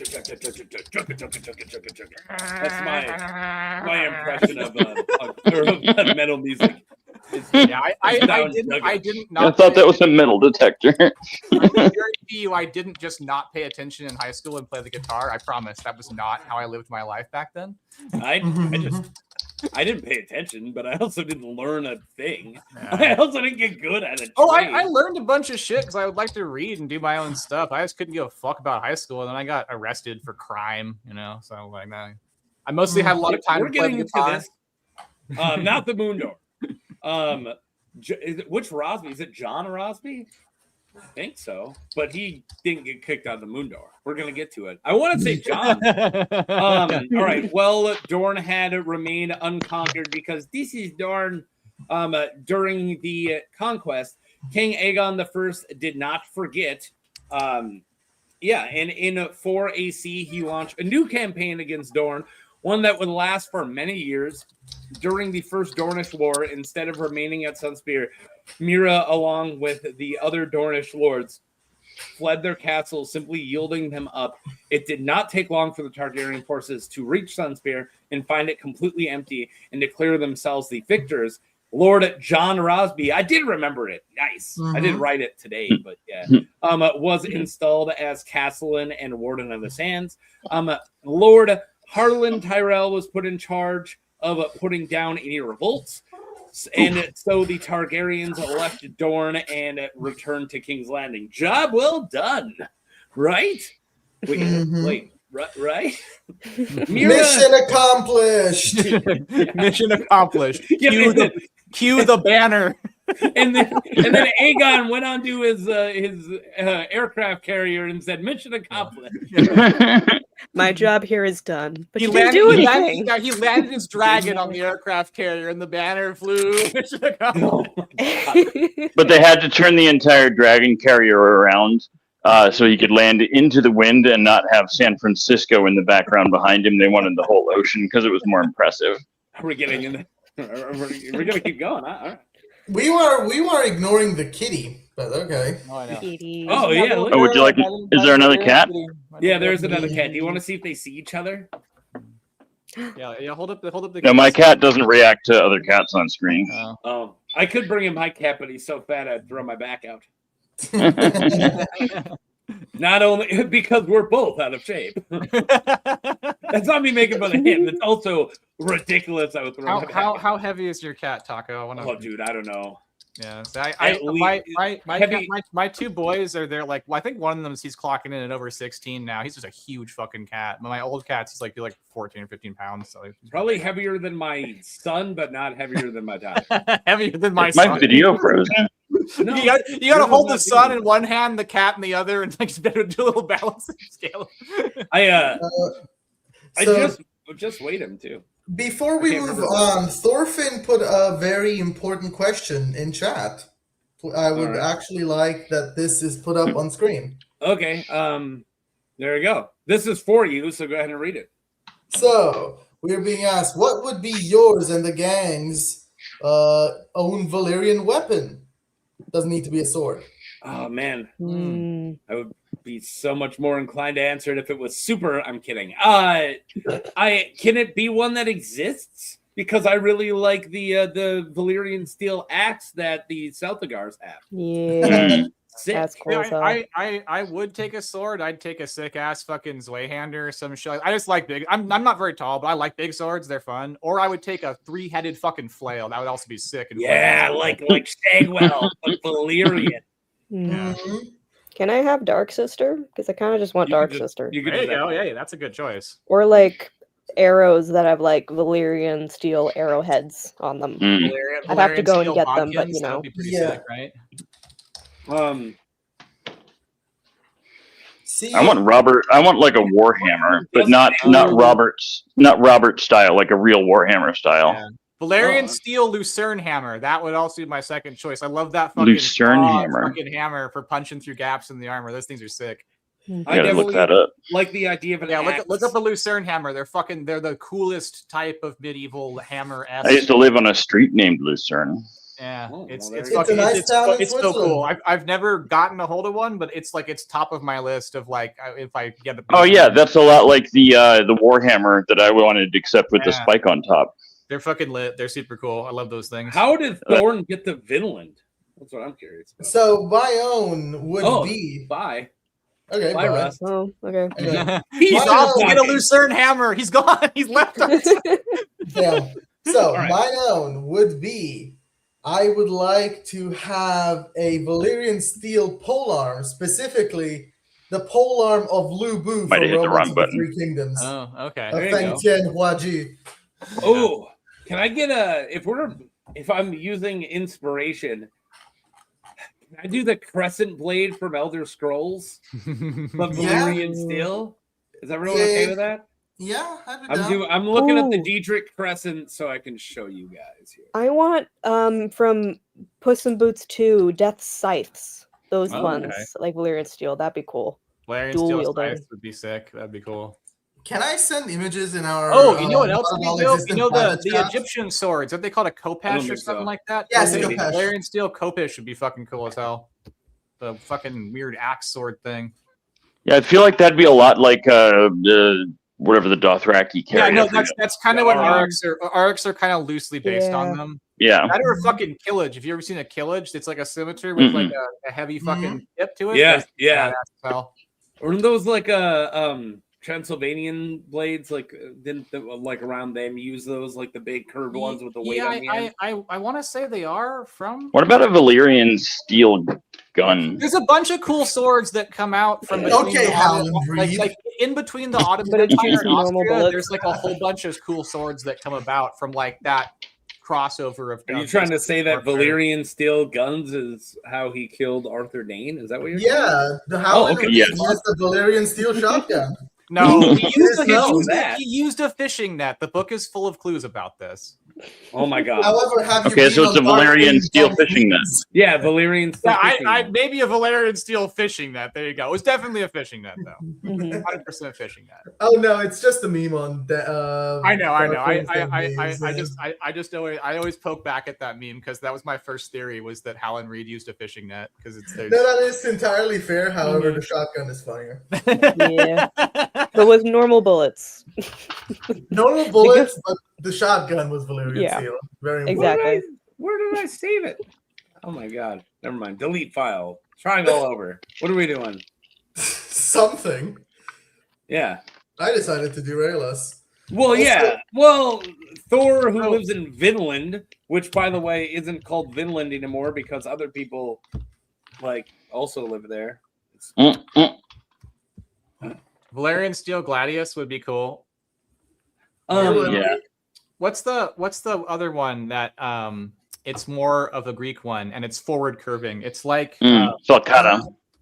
Yeah, it's like It's the Falcata. I'd also take one of these in Valyrian steel. That would there you go. Right? I finally found it. Oh, there. Yeah. Valyrian steel kukri. Can we give it up for that one? Yes. And all right. So I finally found the Daedric Crescent. This. But that's the Daedric Crescent. Actually, I don't have it with me because I donated it to my fucking dojo down in Morro Bay. But a Valyrian steel batleth. That's what I want. Give me that Valyrian steel batleth. All right. We're gonna Valyrian read instead. We're gonna just fucking smooth, brother, smooth. All right, guys. Somebody needs to get tossed out a fucking window. So let's get to it. Hell yeah. Maria had not surrendered, however. They swarmed from the Shadow City and retook the castle. And once the Lord Rosby was bound hand and foot, he was dragged to the top of the spear tower. Princess Meria herself threw him from the window in the defenestration of Sunspear.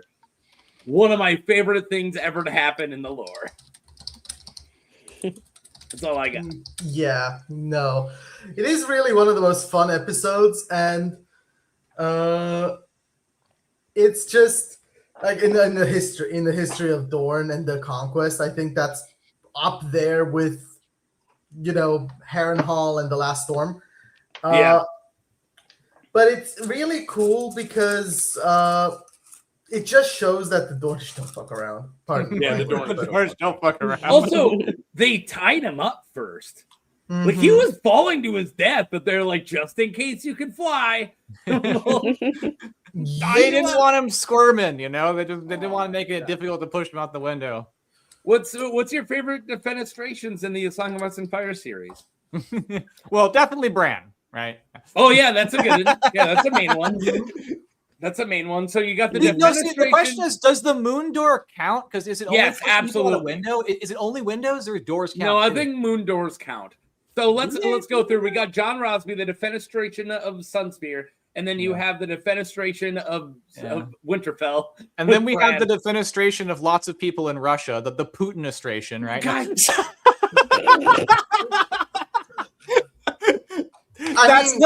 That's the album cover for the Disintegrators. It's just a picture of Putin's face on the album. I was doing my best to farm a clip to play later, where I'm like, I'll ask about defenestrations, and I'll even reset it up and say John Rosby again, and then you're like, Putin.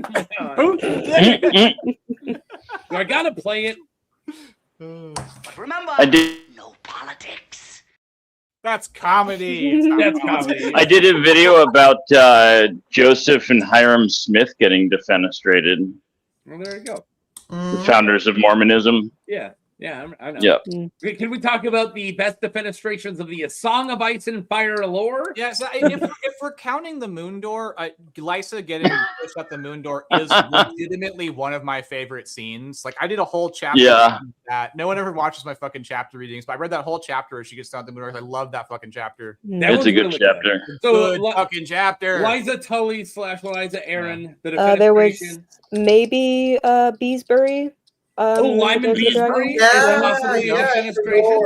Love Yeah. for the Beesburys. Love for the Beesburys. So I'm gonna reset myself up. So the best defenestrations of the Song of Ice and Fire lore. So far we have John Rosby of the defenestration of Sunspear, the defenestration of Winterfell is what I'm gonna call it with Bran, and then the Moon Dorification of Liza Tully. Liza Tully. And which one's the one you just said? Lionel Beesbury. Lionel Beesbury. I just said it short for Beesburys. And what's the the self-defenestration of Andrew Farman. Oh, okay. Is that the guy who was it that got hit by the evil spirit? I don't know. Before by the evil spirit? Stannis when he killed his brother. Baby. Courtney before Penrose? His brother, yeah. Oh yeah, and Courtney Penrose is thrown off a wall. That one. He was thrown off a wall? He's thrown off. Yeah, apparently he's like pushed off a battle. Well, he's thrown off a wall, or he's possessed by a demon that makes him throw himself off a wall. Yeah. Or he is pushed by said something demon happened. off the Something wall. happened, and he was allegedly. Or he's murdered at the base of a wall, and everyone thinks he fell off. Defenestration light. Humpty Yeah. Beesbury. That's hilarious. Humpty Beesbury. Did the horses even try to put him back together again? No, so you can't put them back together again after that defenestration. Yeah. All the kings, Tyrek Lannisters and all the king's men couldn't put Humphrey back together. Quickly, the king's fallen from the window. Oh my God! Get the horses. Get the horses. Oh my God. There's got to be a defenestration we're not remembering. I know. Well, I'm trying Helena to think of some other and ones that happened. I didn't want to. Helena and what's her name? Jaehaera. I didn't want to bring that one up. The sad I already ones. had that thought because that was the sad ones. The The non-fun other ones were ones. funny. These ones Yeah. were sad. The other ones were funny. John Rosby, that's way less of a tragicness than Jaehaera Targaryen. I mean, Yeah, he I had was it gonna say coming. Bran, when he fell out the window, laughed my ass off. Well, he lived, so it's fine. Yeah, I mean, it only kicked off the best book series. Like, come on, man. Hey, if you want to make a book, you got to break some brands. You know, break some brands. And then in the show, they're all like, the war was based on a lie, and it's like Bran is like, "What the fuck am I? Chopped liver?" Like, What the fuck am I, chopped liver? Yeah, a lie about me. right? Bran's like, no, recently- excuse me, I was actually pushed out of a window, motherfucker. I was Right. writing. I was writing a video. I filmed a video the other day for the Golden Tooth, and I was like, I was trying to find the best way of stating how the war started, and I couldn't come up with anything besides one that just like once you say it out loud, you're like, wait, who are the bad guys? And it was like when Catelyn Stark kidnapped Tyrion, and it's like, I mean, that's kind of how it starts. And yeah, so Catelyn Stark, yeah, bad guys. Okay, might not have been the best way to handle that. There's another defenestration. So Jeremy Hall brought two Aarons up. I don't remember one of them, but the other is like Ronald Aaron, the last. Oh king. yeah, Ronald Aaron He gets taken down and from his the moon brother, door by his brother. Janos Aaron? Janos Aaron. Yep. Killed his brother Ronald. I made 2 videos about this bastard. Killed. Yeah, he was the king who flew. It's so fucking funny because when he was a baby or a kid, he was the last king of the Vale, of the mountain in the Vale, right? And and then Visenya, man, of any of the 3 conquerors shows up, it was Visenya who shows up. You're like, yeah, do whatever she wants. But Visenya shows up. He goes on a fly, like on her dragon with her, and flies around. So he's the king who flew. And then he gets flown out the moon door to his death when he's older. So he's the king who flew twice. Well, once and a half. Carl, Yeah, falling with Yeah, if you fall to your death, that's only half a flight. Falling Carl with style. Karsnak brought up a potential one here. We do hear yeah, that jumped Ashara up the jumps from tower. her tower, so that might be a self-defenestration right there. So But that's out of a, If it is that out of a happened, window? if it It's probably happened. out of a window. Yeah. If it happened. If I it mean, happened, she but jumped yeah, out of that tower. I said that probably would be a window if she jumped from the tower. So I'm like, that's a but right of course, because it floats on the water, Greywater Watch happened to be floating by, and she landed. on it. and then she married Howland Reed. What also floats on water? I love that theory. That's one of my favorites. Very small rocks. what floats on water? Ducks? Churches. Churches float. Greywater Watch. You know what's funny is Greywater is like a term. Like if you have like an RV or something, like water that comes out of your toilet is black water. I'm glad. And then the water that comes out of like your shower and your sink is called gray water. So loud there for a second. You were like inside our head talking about gray water. Booming. Get out of my head. Get out of my head. Get out of my head. Bada bing, bada boom, bada bang. How's that? I got to talk about gray water. I better shove the microphone up my face. I mean, you guys could see me. I wasn't doing anything with it. Yeah, the other gray water is George R. R. Martin's Gray Water Station, which Andi will know that one for sure. Oh, what's that? Yeah.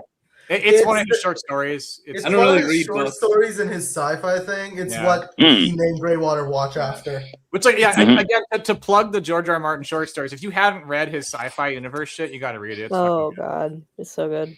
I read just him The Skin about Trade. Bran? Is this Yeah, just Bran? he has lots of novellas like The Skin Trade or the Fever Dream and stuff. I also read Dangerous Women. That was good. Armageddon Rag, that was good. I kind of enjoyed Fever Dream. I liked the first half, but like the ending was just like, and then it ended, and then no, he really wanted to go do this kind of thing. interesting. It's like a lot of his books, he has kind of like sort of his world building is unorthodox so good. endings, and might be a little bit not hitting the way you want, but they're still fun. Read the Tower of isn't Tower of Ashes, right? Tower of Ashes. Yeah, this Tower of Ashes. Read that one. That one's fucking trippy. Or In the House of the Worm. That one's fucking crazy. Dying of the Light is his best novel. Dying of the Light's good. Everybody talking about Winds of Winter. I want the sequel to Dying of the Light. I want to know what fucking happens. That cliffhanger. That's we're all hoping he writes Avalon one day. But one day he'll give us Avalon. Guys, this is a fun one. We talked about defenestration. We talked about whoever the hell George R. R. Martin is. But we're gonna keep going. Obscure author George R. R. Martin. Obscure author. Let's get back to Dan and Dave's. That's no. That's the worst thing I've ever fucking said. Minus 1,000 social credits for All right. I just lost all my points. Negative aura farming. Oh no! What do I do that? It's like it's the negative. For that one, straight to the camps with you. No, you can't just like that. You guys like my PLA hat? I got that for $20 off Facebook fucking Marketplace. It's fucking authentic PLA. Oh my god. Jeez. PLA, like the People's Liberation Army. Yeah. Stop. I will boot everybody. It would just be me and Tormund and Kiwi getting this done. They can't contain us all. I know. Guys, I believe in free speech, but not on my stream. Not on my stream. Yeah. Shut the fuck up with that. Shut the fuck up with that shit. Anarchy that I run. All right. Now back to our regular schedule. Back to our regular scheduled Stay on target. I was an anarchist for so long. Stay on target. We're too close. Stay on target. You earned it. You guys earned it. And we still have to get. That's the first time you've had to use that. I know. Yeah. Right? Well, no, I should have earlier. It's just so overdue. All right. What are we discussing? We need it, but anyway. Princess Meria herself threw him out the window in the defenestration of Sunspear. So what is your guys' favorite defenestrations? To retake Sunspear from Mira and her forces, Lord Harlan Tyrell set out from the Hellholt to take the Faith and then Sunspear, but he vanished in the Dornish deserts, never to be found again. Wow. In 5 AC, the war in Dorne continued, and Meria eventually passed away in 13 AC, upon which her son, Prince Nymeria, took over and immediately started negotiating peace. According to Gildane, the war between the Iron Throne and the Dornishmen became a series of atrocities and raids. I kind of wrote this out of order, pretend like she didn't die yet. I don't know why I should have had that backwards. I got that backwards. Okay. So, the Iron Throne and the Dornishmen became a series of atrocities, raids in, what word am I looking for here? Realizations? What did I type? Realizations. All right. Realizations. Realizations. The realizations. Okay.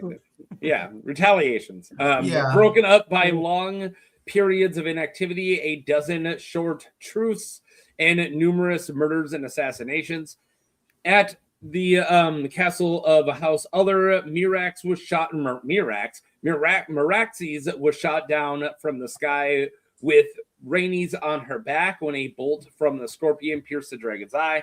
Most believed that Rhaenys either fell from her seat to her death or was crushed beneath the dragon, though some accounts claim she survived only to be tortured to death by the others in her dungeon. The grief of King Aegon and Queen Visenya felt at the death of Queen Rhaenys was so great. The next 2 years would later be called the years of the Dragon's Wrath.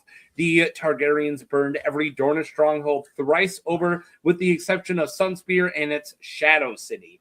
So, yeah. That's a very interesting question as to why they didn't come around. So I've heard some weird theories about it.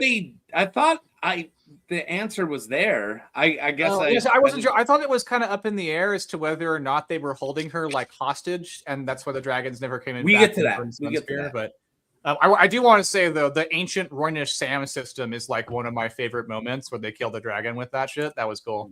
Yeah. So there we go. We finally got through that. I don't know why I wrote that out of order, because now she passes away. I don't know why I said she passes away here and then Nymeria takes over and then I talked about the war. That didn't make any sense. Also, I can't think of Prince Nymeria Martell without thinking of Namor the Submariner. Yeah, Namor. Yeah, which is unfortunate for Namor, because Namor is way cooler. The biggest jerk. I love Namor the Submariner. I love Namor too, but he is the biggest jerk. You keep saying that doesn't make it true. I can say I fucking love him. I have a Reed Richards hater. I do hate Reed Richards. What about Matthew McConaughey? I like Matthew McConaughey. I do hate Reed Richards. Do we just want to go through all Marvel men? No, what did we finish the topic for tonight? No. Okay. We're like so far, we're still like way back in the beginning. All right. So what do we want to do in regards to that? Oh my god!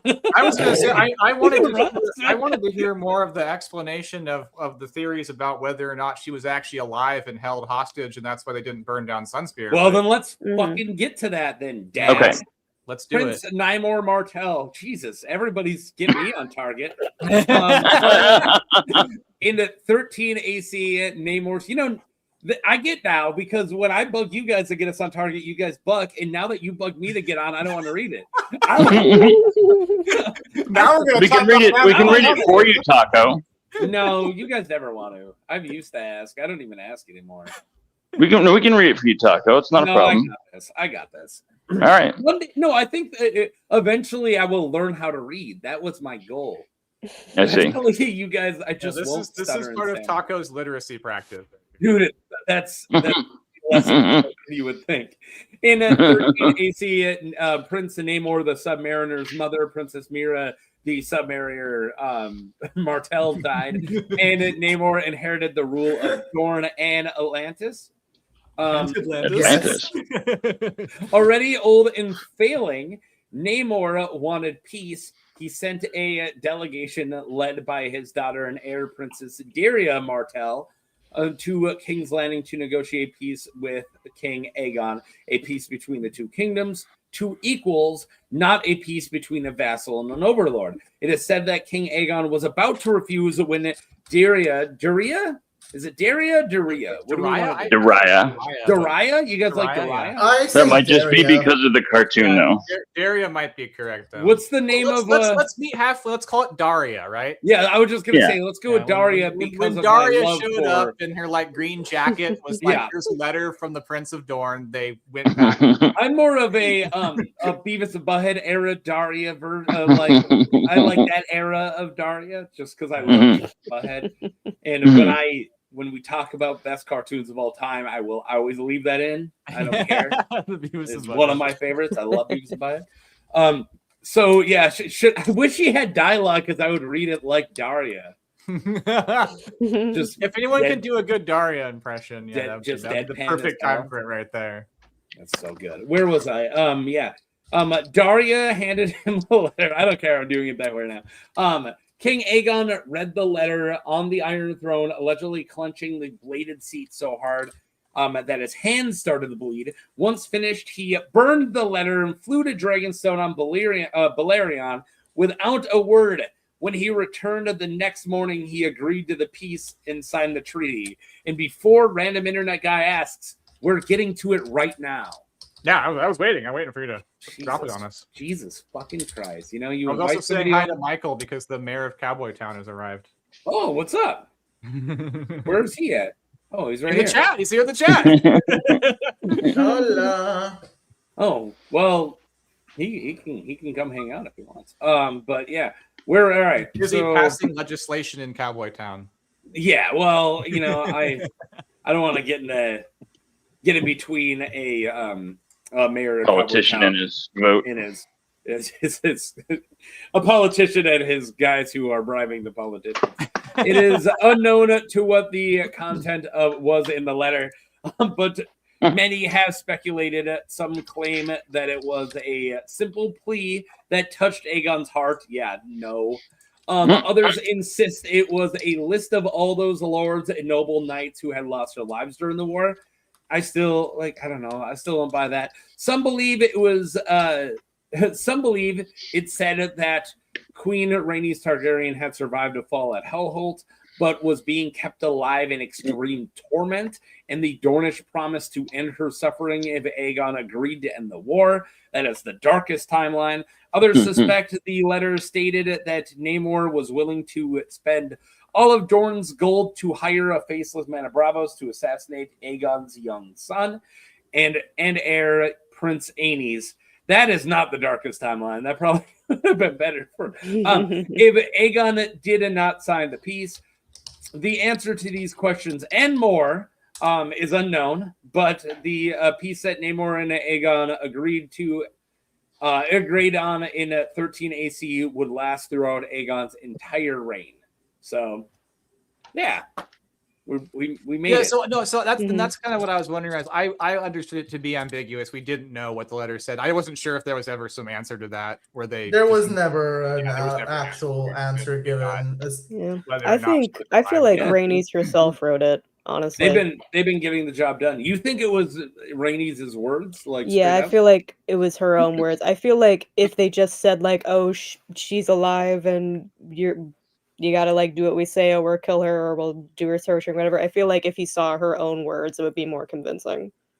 See, I like that because I was already thinking, even if it was they could go ahead and claim we have your sister, but what's their proof? Yeah, how would you words are wind. You can say if that it was all you something want. in her own handwriting. But if it was her own handwriting, then he might go, okay, I believe that you have her. Yeah. Well, hey, a lot of people agree with you. And then the question on top of that is, this guy's cat. Does the letter say we'll keep her alive and she'll be okay from now on? But no, we're gonna kill her now. Or does it say we'll end the suffering and we'll kill her and we won't torture her anymore? Which does it say? That would cause me to go burn more castles. I don't know. No, if they're look, she's being tortured very badly, but we'll stop it and she'll get to live out the rest of her life in a dungeon. You can't see her again. We're gonna stop hurting her, and we give you our word.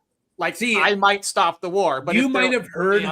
You might have heard heard the other side, if they're words. like, you'll kill her and put her out of her misery, that might make me go more. That's war. what it said, though. That's what the book says. Is that it yeah, was, but I don't we'll think any just of kill them her. are exactly right. I do think there's a nugget of truth to. I the want idea of everybody here Rhaenys to as a know prisoner. before you try to kidnap my wife or my sister, which by the way are two separate people because I'm not a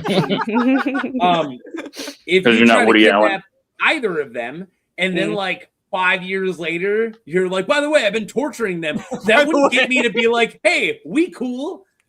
I would be like, oh, yeah, peace, why not? Like, no, I'd probably kill you on the spot and murder your family. I'm so confused, man.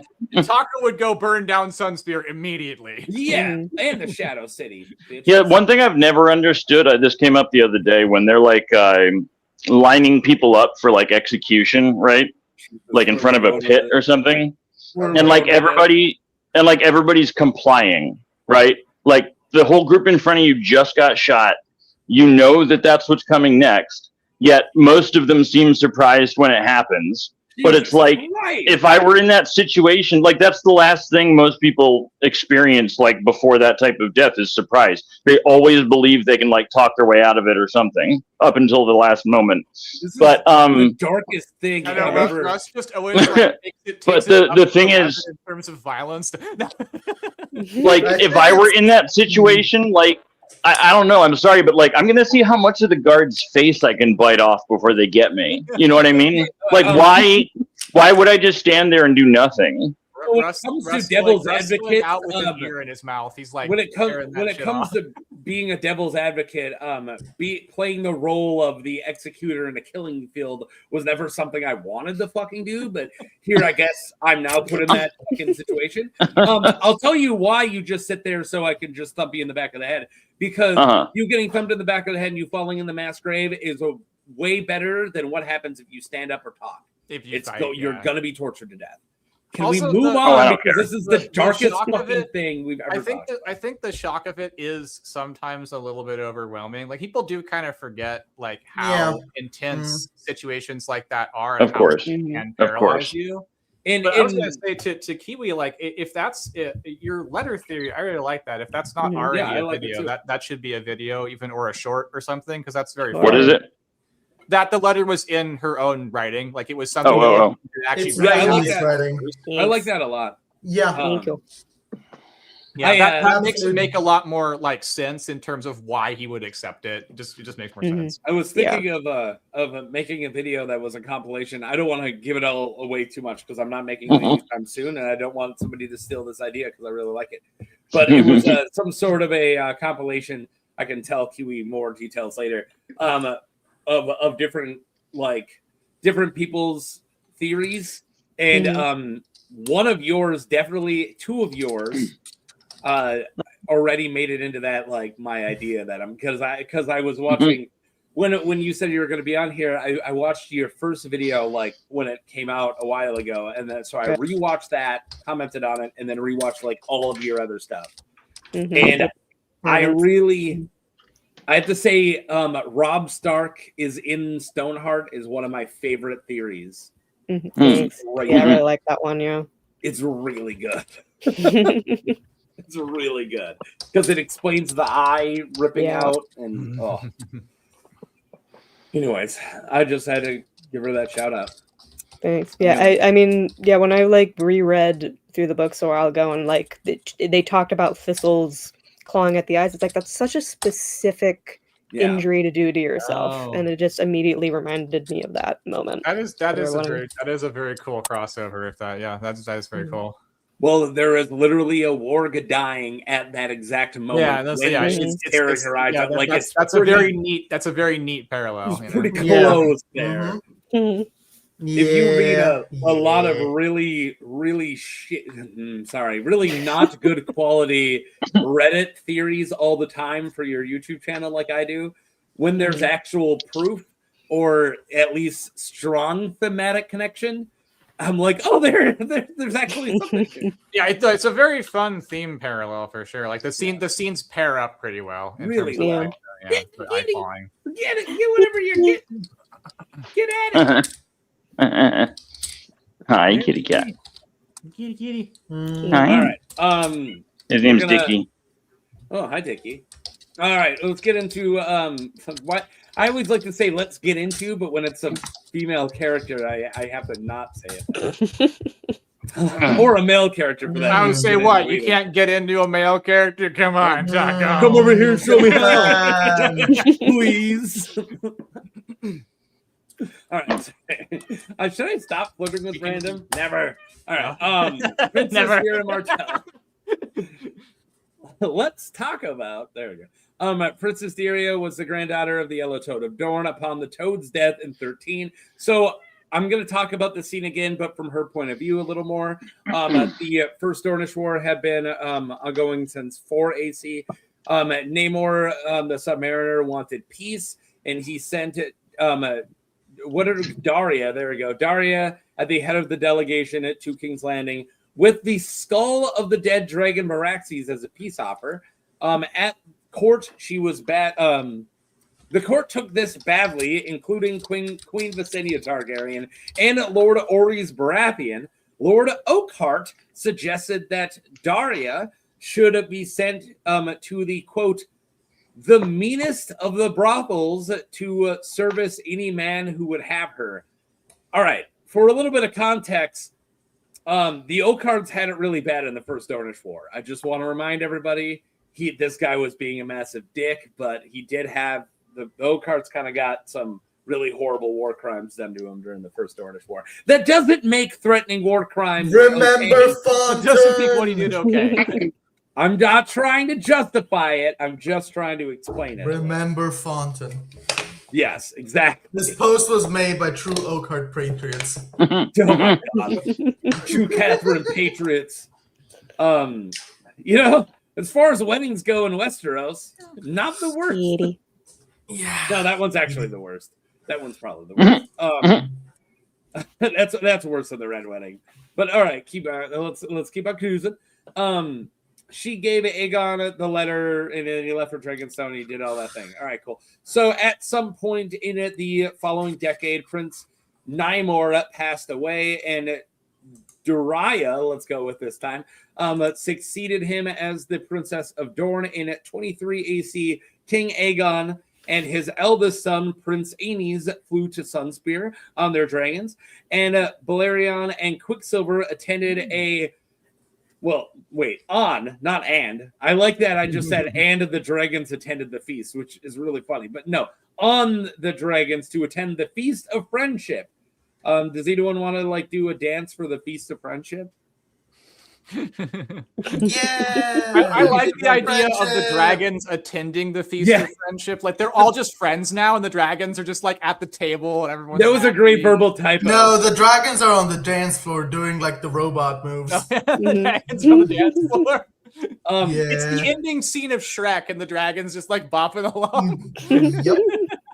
You know, is Andy? I think Tormund. I don't know what you're going by now. Darkstar, Stoner. I think is the only. Andy's fine. I think you're the only other parent here, right? I'm assuming. I think I know that for sure. I don't know. Maybe you never know with Rust. But have you read Dragons Love Tacos? Kids book. No, we don't have that here. I don't think. Well, check it out. There's a sequel too. It's called Dragons Love Tacos: The Sequel. It's actually it's written out. That's what it's called. But dragons love eating tacos, but they can't handle spice. That's the whole point.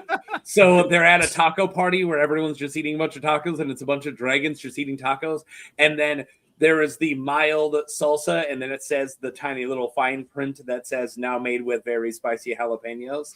And they don't know that, and it's on all the tacos. And then just one page is all them eating it, and then when you turn, it's just all of them very violently exploding fire on everything everywhere. So that's what dragons at a party made me think of. It's the taco party. Yeah. I was going to say, Taco, bold of you to assume that I don't have dozens of illegitimate children that I don't talk to.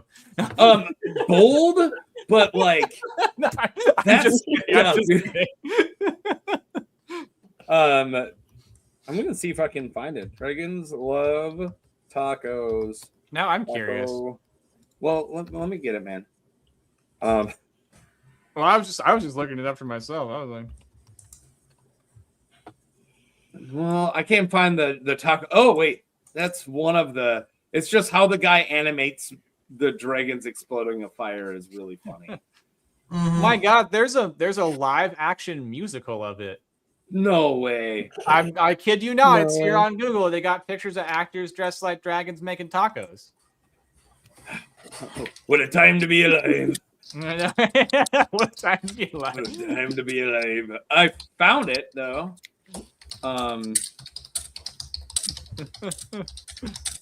Love tacos.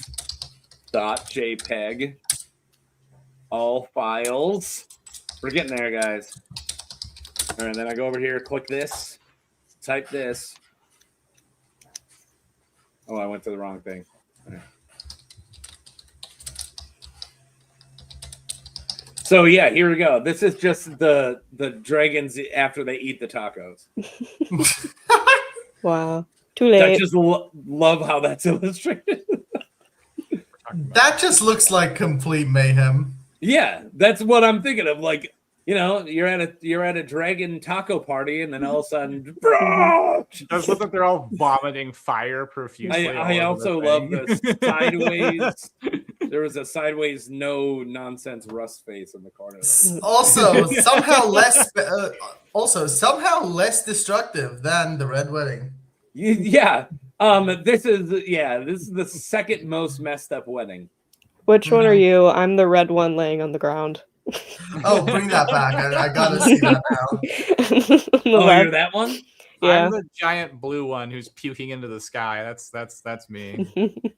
I don't know if I can be any of them. Because I cannot be any of them. I eat too fucking spicy. Like I love very spicy. Yeah. Oh, I love I'm the kid spicy underneath food. the table just hanging out with his dog.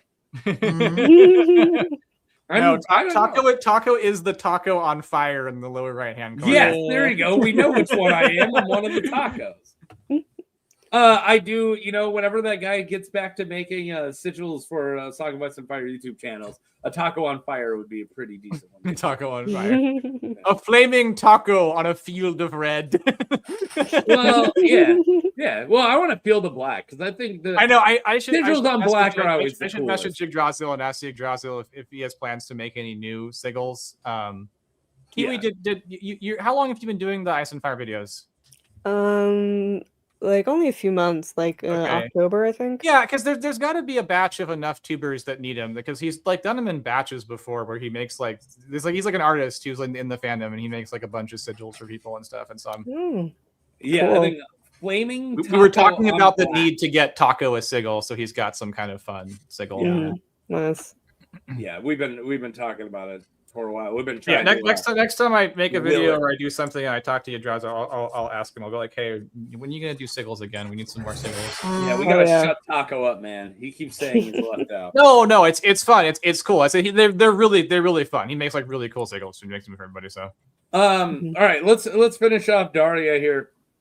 In 57 AC, Aenys succeeded his father as king and was almost immediately opposed by 4 rebels. Lol. The largest and most threatening of these was the so-called Vulture King in the Red Mountains.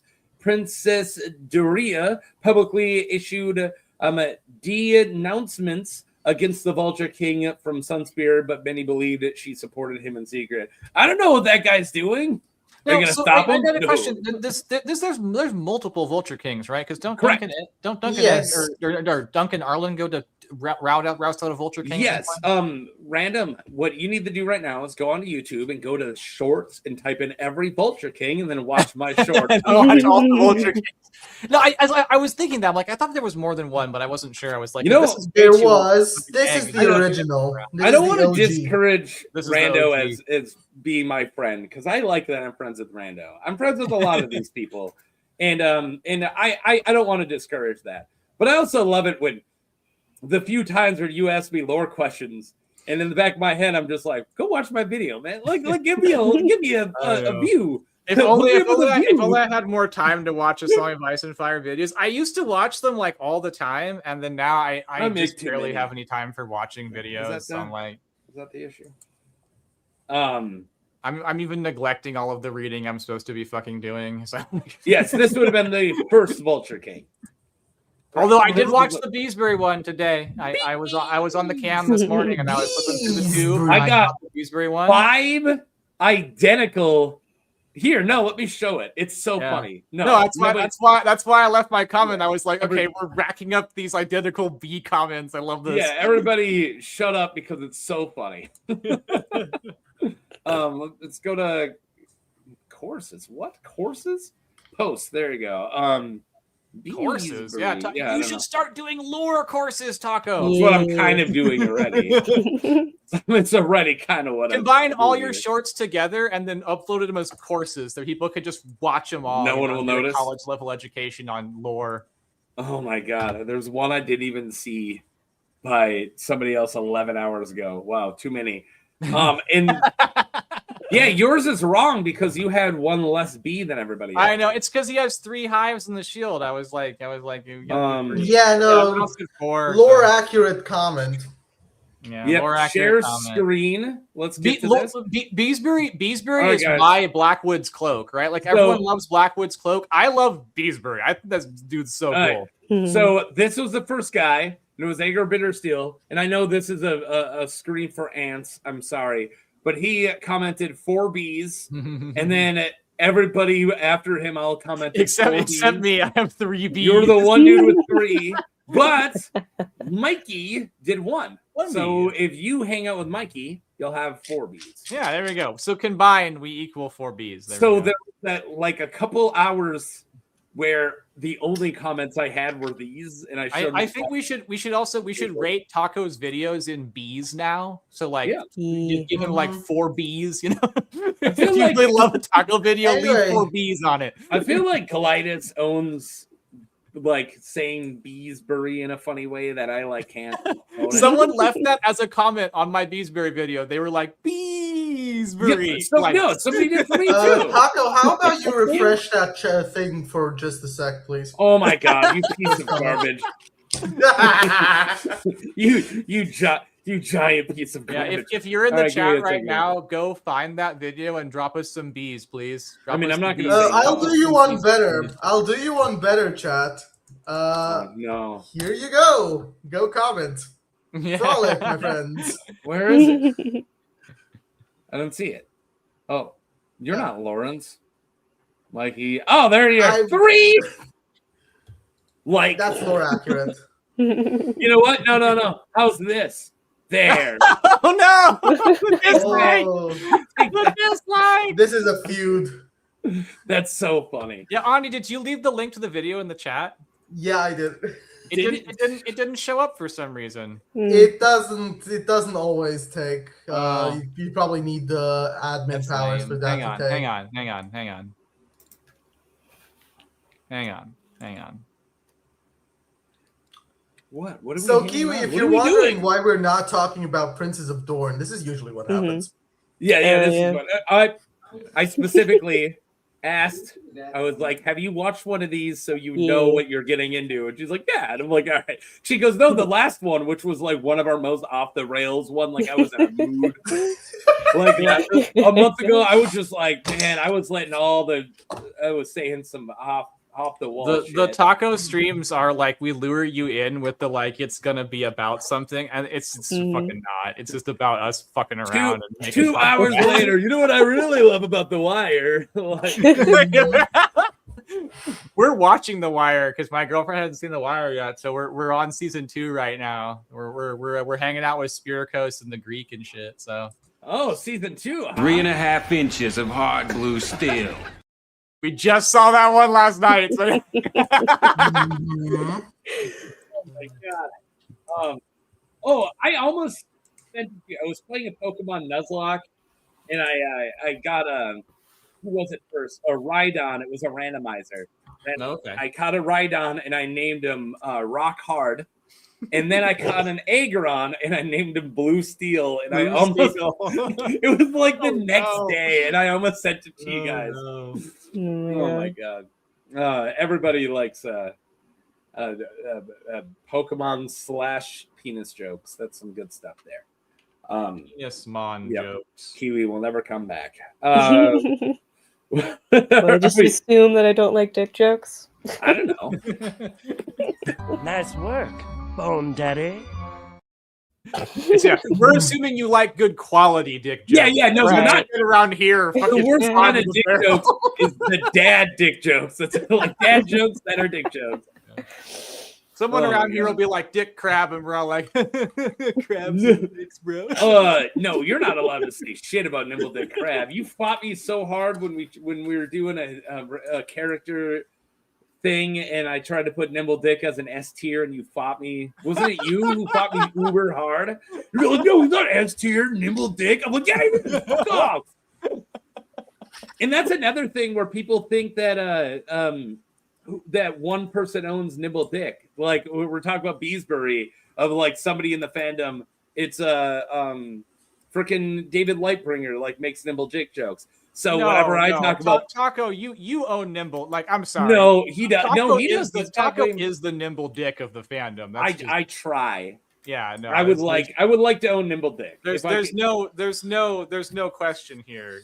David Lightbringer does not have monopoly on Nimble Dicks. Taco has that monopoly. I will ensure that David Lightbringer does not have sole proprietary rights over Nimble Dick. Yeah, thank you. Exactly.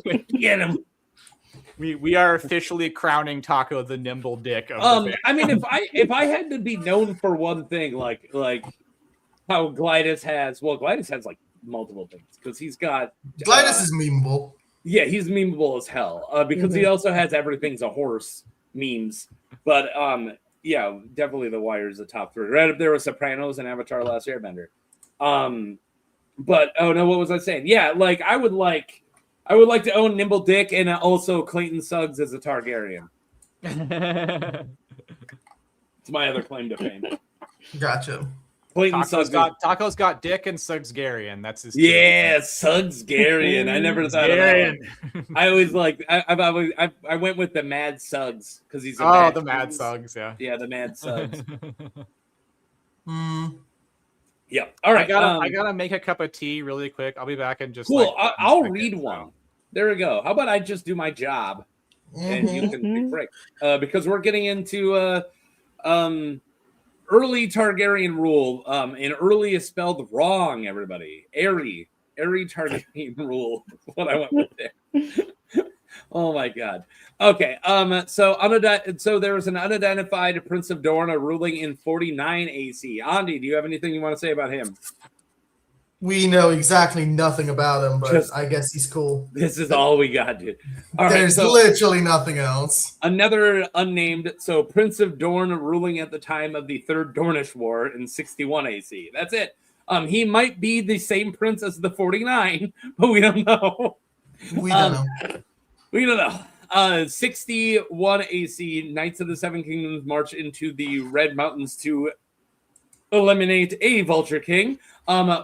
Morian's father, the Prince of Dorne at the time, who also might be the one from before that, kept out of the conflict, leaving the Vulture King to his fate in Lord Rogar's war. That was what the war was. His son, Prince Morian, bristled at his father's apparent cowardice. Now we'll be talking about Morian the Mad after this, or as I like to call him, Moron the Mad. Looks a lot like Moron. Yeah. Morian the Moron. Yeah, I am currently rewatching The Wire as well. So. Yeah, no, but Morian is a very interesting character as we're about to see, but I just want to say in advance that how dumb must your plan be? And we'll get into what it is. We're about to talk about Morian the Moron. Yeah. No, I just have to preface how fucking stupid that is. I'm sorry that I swear here, but like, jeez. No, it shouldn't even be Morian the Mad. It should be Morian the frickin' idiot. Morian the bad plan. What's the worst way to attack a dragon? On water. On a boat. All right, so I want to take this time to say one of my earlier videos was my video on Clayton Suggs, and it was the first time I ever came up with my own theory, and that is him being the Mad King's bastard, which I think makes a lot of sense because It is stated that that Ares II had a bunch of affairs, but we haven't actually met any bastards from him. And Clayton Suggs is from, I don't know if it's Flea Bottom, but somewhere in King's Landing, and then also would have been around that same age. And he's obsessed with burning people alive. He's the burn people alive guy. And he's also just a complete freaking jerk. So I think it totally makes sense. That is one of my earliest theories.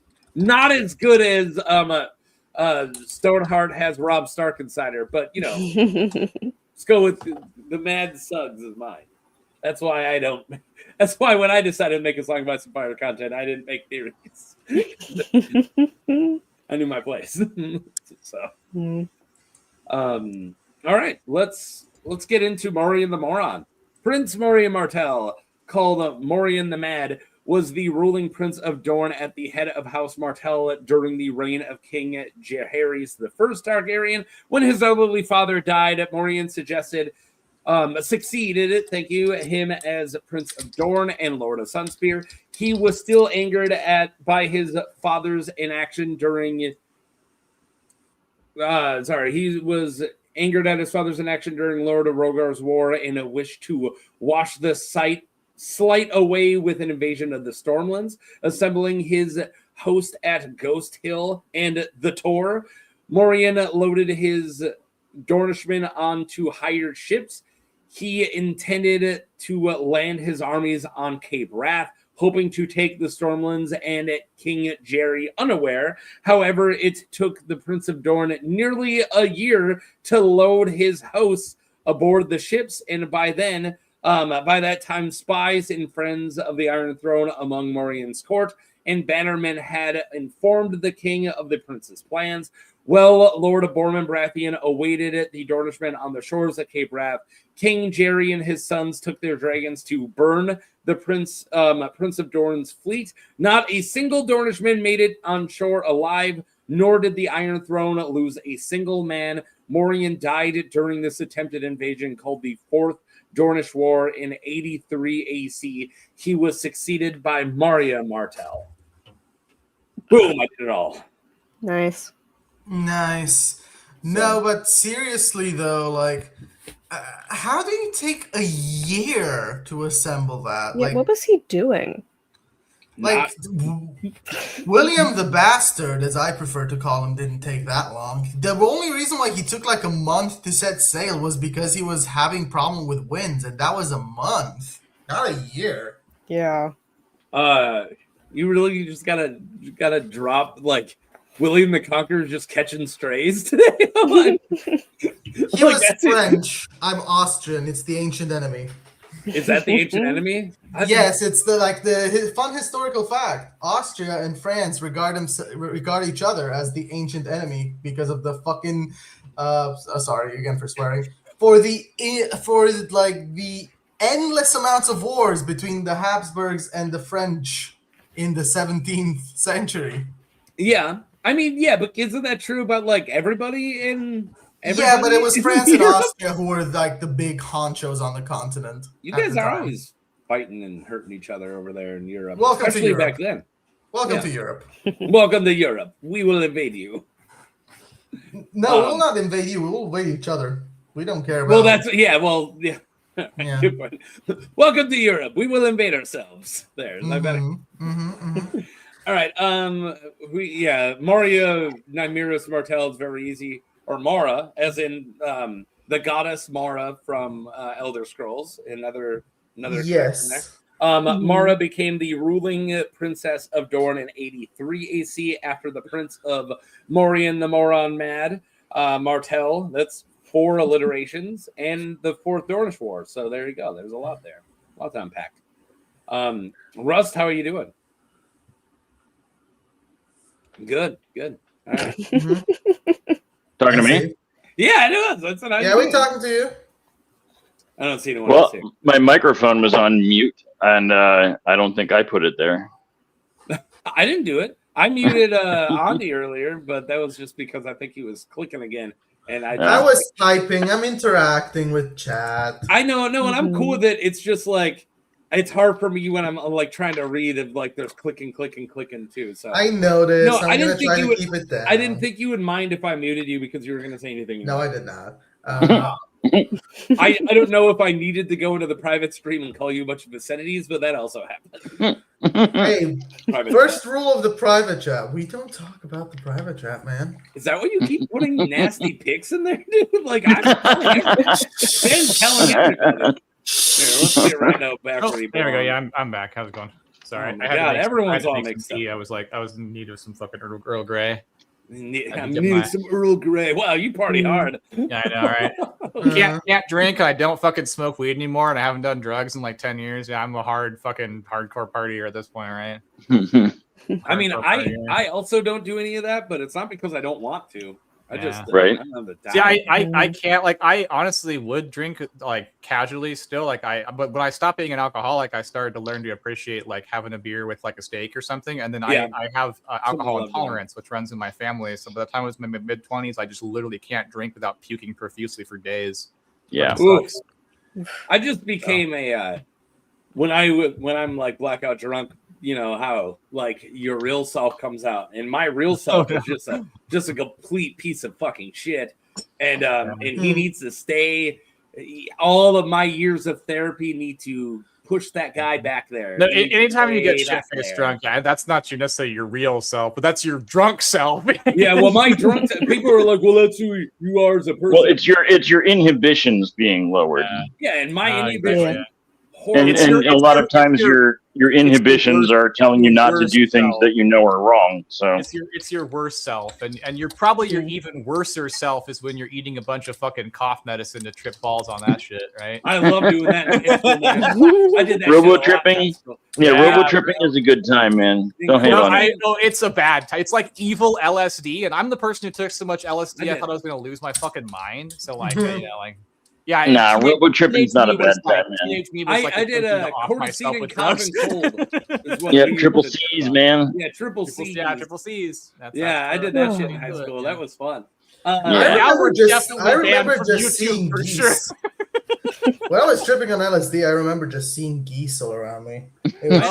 So if you can do like moderate controlled tripping, like a tab and some shrooms is actually a really fun time. Never take like fucking 6 hits of the most powerful. A tab and some shrooms. Down, you'll like you mix them. Your mind is flying away from your brain. It's horrifying. It's awful. my last acid trip, like it was one of those like I shattered into a million pieces and I had to figure out life again. I was like, all right, so what am I doing here? What's life? What am I doing here? And mushrooms was like that for me, but I turned into a puddle. It was great. No, I wasn't a puddle. I was just a ball of anxiety, and I noticed how dirty my house was. I went to go like to the bathroom, and I looked in the mirror, and I saw like the toothpaste splatter on the mirror, and I had to start cleaning. I vacuumed. Oh man, I vacuumed. Yeah. Taco had a bad trip for sure. It's clean. Well, it wasn't that great, but I had to, I was like, all right, why am I living? What's going on? Why am I doing this? And it's like, all right, so why do I have this house? Oh, to stay alive. Okay, cool. Why am I staying alive? Well, I go to work. All right, so I'm going to work. Why am I going to work? Getting money. All right, to pay for what? Pay for the house. Okay, wait. All right, so now I'm in the house again. So why am I in the house? And I was stuck in this loop for about 3 hours. Oh God. And then finally I got love and affection, like being with the person you care about, like laying in bed next to my wife, holding her, not saying anything, just feeling the connection of love. And I'm like, oh, that must be why we do it. So then the guy who's been putting up with me vacuuming, the guy sitting next to me has been trying to watch Rick and Morty, season 2 on DVD. That's how long ago this was. I'm like, hey, man, I figured it out. And he's like, what? We haven't talked for 3 hours. And he's like, what? And I'm like, oh, why we live. Like, we live. Like, I figured it out. I figured it out. Life. It's for love. Like, we do this all so we can have love and connection. And he goes, wow, you went to a dark place. And then I'm like, love is a dark place. Just right back into it, dude. Jesus. That is not a trip buddy you want. Yeah, no, really quick to Jeremy Hall. So the very first time I did LSD, I got a call from my mom at 3 a.m, right? And so I'm tripping my fucking balls off on LSD. And we're all in costume. So I'm like in a sailor's hat and I'm like shirtless and I'm like fucking like tripping my balls off, like drawing anime characters on the wall. And mom tells me to come home and I'm like 16. So I have to get in the car and I drive like 6 miles on the back roads home. We pull out my buddy's driveway. Cop comes right past us. Fucking horrifying. Fucking horrifying. It was awful. Awful. Yeah. I do. The first time I did it, I was at a rave. Oh, that's good. That's more fun. Yeah, when you're doing something fun, it's nice. Like seeing music or something like that. Like I just felt like I was the beat. That was I was not a person. I was the beat. Yeah. I became part of the hive mind of that. Like I felt like I was part of it. If you're ever tripping again, look up the band Too Many Zoos and watch that shit while you're tripping. But don't watch Too Many Cooks. So cool. Completely different thing. Don't watch Too Many Cooks. Yeah. Don't watch Too Many Cooks. Watch Too Many Zoos. We were doing shroom tea once and we were watching Dark Side of Oz. And there's this guy, I shouldn't dox him, even though he's a piece of shit and I haven't talked to him in like 15 years, so maybe I should. But this guy who we didn't like, and I don't know why he was friends with us, and he would just walk into our house. We lived in a party house. And we got the TV all the way down, and we sunk up Wizard of Oz with Dark Side of the Moon from Pink Floyd. And I'm not a huge Pink Floyd fan, but if you're going to Pink Floyd, this is how you Pink balls, Floyd. Why not? Yeah, it was pretty good. And we drank shroom tea, and it's like me, my girlfriend, another guy, and then my roommate, my 2 roommates who are also a couple. So there's like 5 of us sitting on this couch. And the odd man out was this gigantic dude, huge, giant anarchist punk, kicked out of the Marines for punching a sergeant or something. I don't know. Great dude. Huge. Like if you ever got jumped, you just have to call him and just fucking describe one of them. Hey, this is the guy who jumped me. One of them looked like this, and then he'd just show up the next day like, so I killed those 4 guys for you. Like that was killed these 4 guys. He's an awesome guy. He wouldn't really kill people, maybe. I don't know. But anyway, I don't know why you would mess with this dude is the point I'm trying to get at. But the 5 of us are watching it. This dude who I'm not going to say the name of walks in and goes, "What are you guys doing?" And I'm like, "Oh, we're doing Dark Side of Oz. Where we all drink shroom tea. We're pretty high right now." And it goes like silent. And then he goes, "Yeah, I heard that gives your stomach warts." And then he walked out. Okay. Oh no! Again, and then, a horrible person to be around. Well, he wasn't invited. And that's why I think he just came in to just drop a bomb. Just wanted to piss you guys off. So it goes silent in the room for like 4 minutes. And then one of us just starts going, I feel the warts. Yeah, why don't you start screaming the crabs in my belly? Yeah. And then the next day we're at a party, and the huge guy, I'm hanging out with him. We probably never ended the party. We've probably been drinking the night before. And typical. Then, it's college. And we run into the guy, and he's like, I'm like, "Hey, man, stomach warts?" He goes, "Yeah, I just want to mess with you guys. I thought that was funny." And then we're like, "What?" He's like, "I mean, I made that up. I thought you guys would laugh." And the huge dude just went, boom! Like, did you even give him a warning? Lugged him. And then as he fell, he's like, "Oh, sorry, man. I just thought you would laugh. I thought it was funny." And that was like the thing, So it was probably a good idea we stopped being. I'm gonna be real. That crash out is totally valid. I would have done the exact same. You would have just punched him directly in the face. Yeah, you're just crashing. Yeah, I've had people be around people when we were tripping that we're not on the stuff and we're just saying the worst shit. And it was during the time when I was trip sitting someone who was doing it for the first time, shrooms, and I was just trying to get him to relax and not freak the fuck out. It's an important job.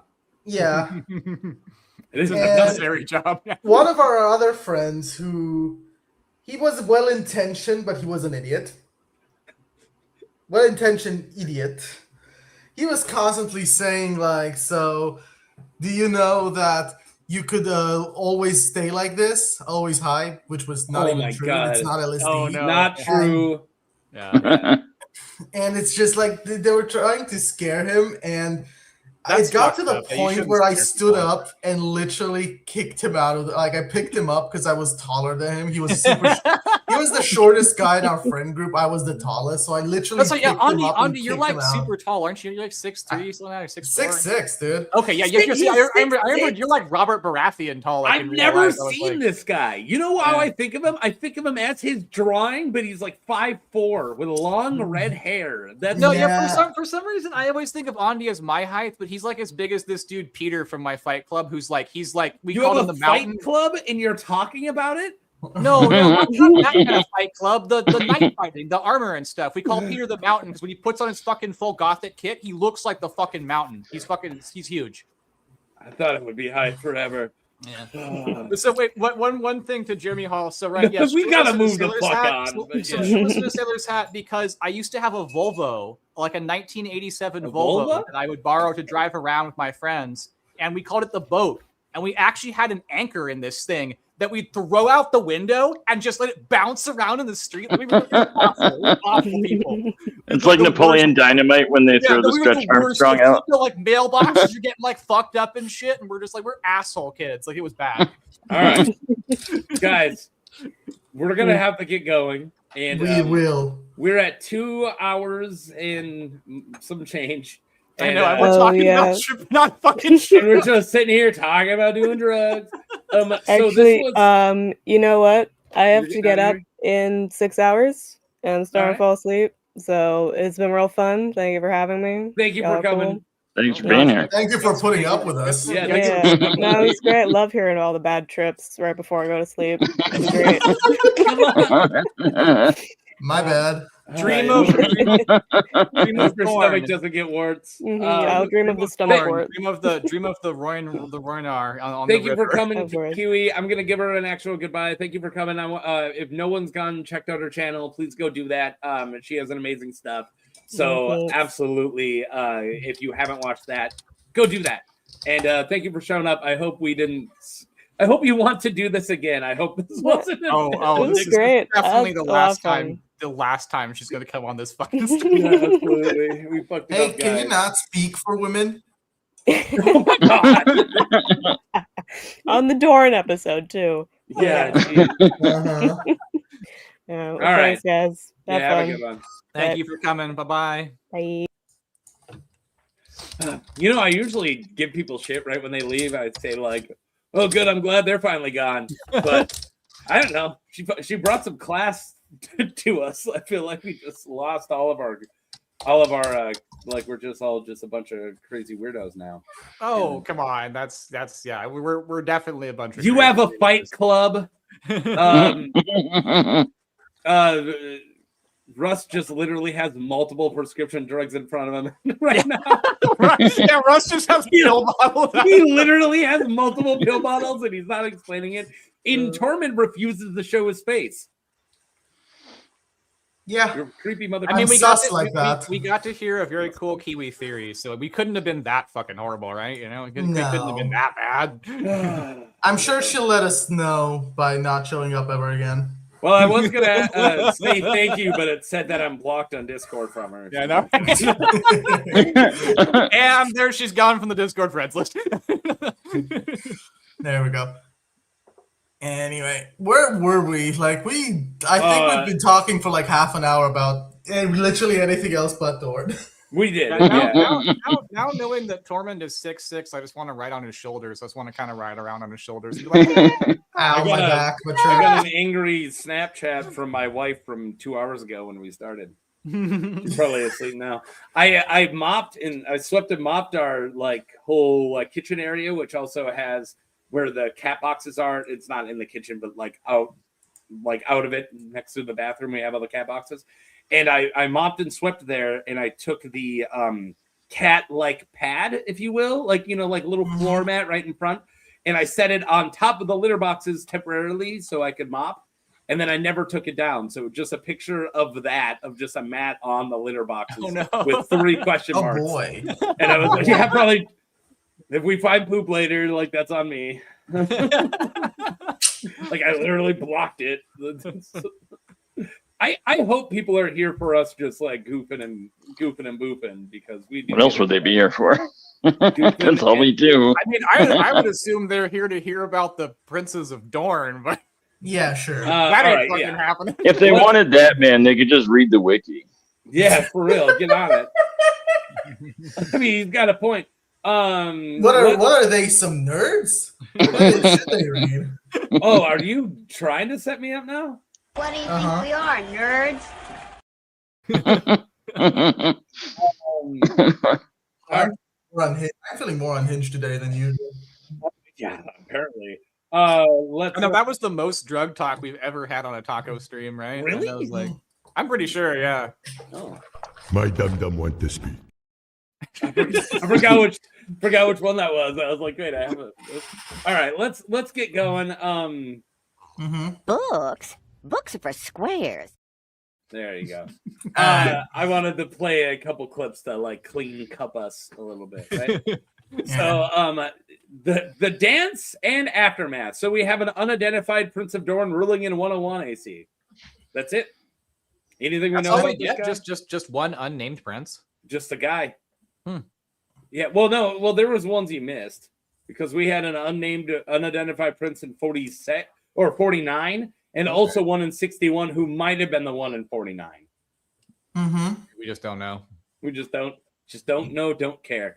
All right. So Prince, are we gonna go with Corin? Yeah, Corin. Right. Yeah, it's Corin, right? Corin Martell. What's the other option? Corin. Corin. Prince Corin. I like Corin. Yeah, Corin. That sounds like a girl name, though. It does, but you know. And now that Kiwi's gone, I could say girls. Ugh, gross. Elbonia. Yeah. All right. So Prince Corin Martell. Corinne? Yeah, it was a long E. Corinne Martell. He was the head of the House of Martell during the reign of King Viserys I, as well as during the Dance of the Dragons in 110 AC. Prince Corin Martell joined the war for the Stepstones in support of the Triarchy when they warred against Prince Daemon Targaryen and Lord Corlys Velaryon, or Velaryon, if you want to say it correctly, leading the Dornishmen into battle over the Stepstones. King Viserys I considered wedding his daughter Rhaena to Prince Corin as a way of bringing Dorne into the realm. Well, he would have actually done something good. That would have been like the only successful thing Viserys did. All right. Sorry. Maybe I'm a little too hard on Viserys. A little too hard on Viserys first. Come on. Get him some slack. I think he's a shit king, but I don't know. They made him here for Taco in his cat box fort. Yeah. It's hilarious. I like your snooty pronunciation of Valerian. Valerian. No, the actress who played Rhaenys in House of Dragon. What's her name? Somebody's gonna know her name. Best, right? No, what's her name? She's got like a funny name. But whatever. Oh, it's not a funny name. But whatever. She said that she hates it when people say Valerian or Valerian because it's Valarian. And now she said that, and I watched a short on YouTube, so it must be true. And I now try to say it like the Valarian. Yeah, you like that snooty little snoot? Like the little toot and snoot. Valurian. The Valurians. The velour of the Valar. All right. Where were we? Prince Viserys Targaryen. I wouldn't call him a bad king. He just wasn't a good king. Like he's not like Magor, where he's lighting people on fire or anything. He just like sucked. He's a mid king. No, mid kings don't get giant, huge civil wars right after. Right? No, I feel like I'm being too good and too nice on him, actually. Well, because if you're not calling him a mid king, then he definitely is a bad king, right? He's just not a Magor king, No. I think if we wanted to go off of the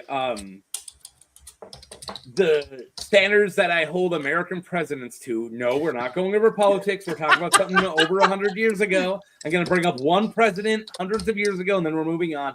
But we pretty much all consider Buchanan a shit king. And right after him, it was because the Civil War started right after, right? He didn't do anything. War started. Hey, we were like, yeah. Did I say Buchanan? You did say Buchanan, yeah. Who am I thinking of? You're thinking of the right one. Buchanan was the guy. Oh, I'm just not Pat Buchanan. That's a completely different. Yeah, we're not talking about Pat Buchanan. Yeah, That's what I thought too. I was like, no, Buchanan, and we considered him a horrible king. It was James Buchanan. James Buchanan, thank you. And we consider him a horrible president because the Civil War started right after. So let's consider Viserys a shit president. That's what I'm getting at. Well, no, it's actually that it started it started even before Lincoln was inaugurated, during Buchanan's last months. Yeah, exactly. All right, that too. But because Abe was elected, that's what. Yeah, but it didn't start then. But states already left the Union. The war didn't start. The states leaving the Union was not the same as the war started. But yes, I understand. But yeah, whatever. Not what we're talking about. I'm just trying to say, if Viserys gets too good of a rep, I think he's a shit king. Moving on. He almost tried to bring him into the realm, but didn't. During the dance of dragons, both the Greens and the Blacks courted Dorne support, but Corin refused to take part. When Sir Otto Hightower reached out to the Prince of Dorne, Corin spurred his offer and refused to partake in the war with the dragons, recalling the first Dornish war. He's like, yeah, dude, I fought with you guys once and it sucked. So, yeah. I think that was very smart of him. Why jump into the Dance of Dragons? If you can avoid that. But keep going? We're going? Yeah, all right. Keep going. Yeah. All right. Prince of Elandria. Let's go with Elandria Martell, the daughter of Prince Corin Martell. I muted you, and then I usually need you to help me out with saying. Is that what I would go with, Elandria? I would have said Eliandra, but Elandria. Eliandra? I'm going to go with Eliandra. Thank you. Eliandra became Princess of Dorne by the age of 17, around 137 AC. She was the ruling Princess of Dorne and the head of House Nymeria Martell during the reign of King Aegon III. She saw herself as the new Nymeria and encouraged her lords and knights to prove themselves by raiding the Dornish marches. I don't think she read the book correctly. I don't think that was really how Nymeria did shit. But what did you say, Eliandra? Yeah, Eliandra, the younger brother, Prince. Are we gonna go with Kyle? That's that's Kyle. Horrible spelling of Kyle. Was the suggest that's like Mark with a Q. Was suggested as possible husband for Lady Bella Targaryen. Thank you, Valeria. You call him Quail, Prince Quail. You know? Quail? Yeah. Quail, like Dan Quail. He's the ancestor of Dan Quail, who was the vice president when George W. Bush Sr. was around, right? Isn't that? We were both on that wavelength. I know, right? Yeah, that's exactly what I was thinking. Oh my God. Quail? Dan Quail. Dan Quail. And didn't one of the other Bush's vice presidents go quail hunting and accidentally shot somebody? Anyway, a lot of quails up in there. A lot of quails. Or was that grouses? Whatever he was trying to shoot. He was looking for that quail, but then he shot his friend on accident. Specific quail. Well, stop standing in front of the ducks. All right. So, Baelor Targaryen in 133, when Eliandra, that's what I want to say, was 18. Wow. That was, only 1 year. She met Alan Valerian during the First Great Journey, when his campaign to defend the Westerlands from Lord Dalton Greyjoy brought him to Sunspear. The book Bastard Born claims that Alan had to provide intimate services to Eliandra. Eliandra, it's so hard to say for me. Before she allowed him provisions for his fleet. Although another biography called Hard as Oak contradicts that story. Can we all laugh about how Bastard Born is the one that took the dirty route and Hard as Oak was the one that wasn't dirty? I kind of like it because personally, I never load my boats out unless I'm getting head. It's just that's just how it is. Damn. All right. Well, we went there. Ask, how nice is your boat? I do find it funny that the not scandalous book was the one named Hard as Oak. I know, right? Yeah. Hey, the one that didn't go there was Hard as Oak. You're reading Hard as Oak, and you've already read the other one, and you're like, all right, he's making it to Dorne.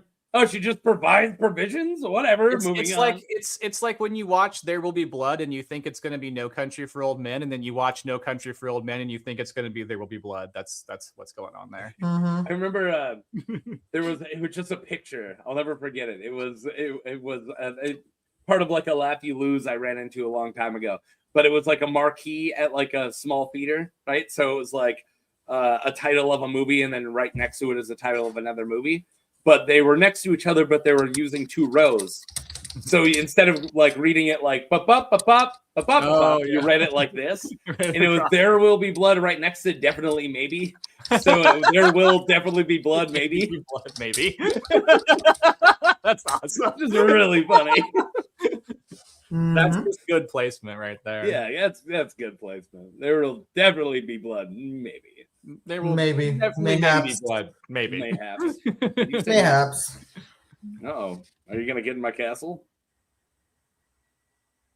No, that's not coming in my castle. That's the Lord of the Crossing. Well, I did find out that you're super tall.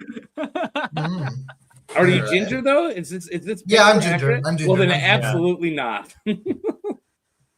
Well, I didn't want to do anything with you anyway. Okay, yeah, play that game. Yeah, but my wife said I've never turned her down. So that's fine. When she turns me down, I always pretend like I didn't want to either. Hey, you want to make out? No, yeah, me neither. I hate that. Ugh. Like, yuck. Why would I want to make out with my hot wife? Damn, I am definitely more unhinged tonight, which is weird because I've been sober for like 2 months. That's what it does to you. Yeah, dude. Live streams. We should double our efforts. We shall double our efforts. That was coming on the moment that came out of their mouth. Anyway.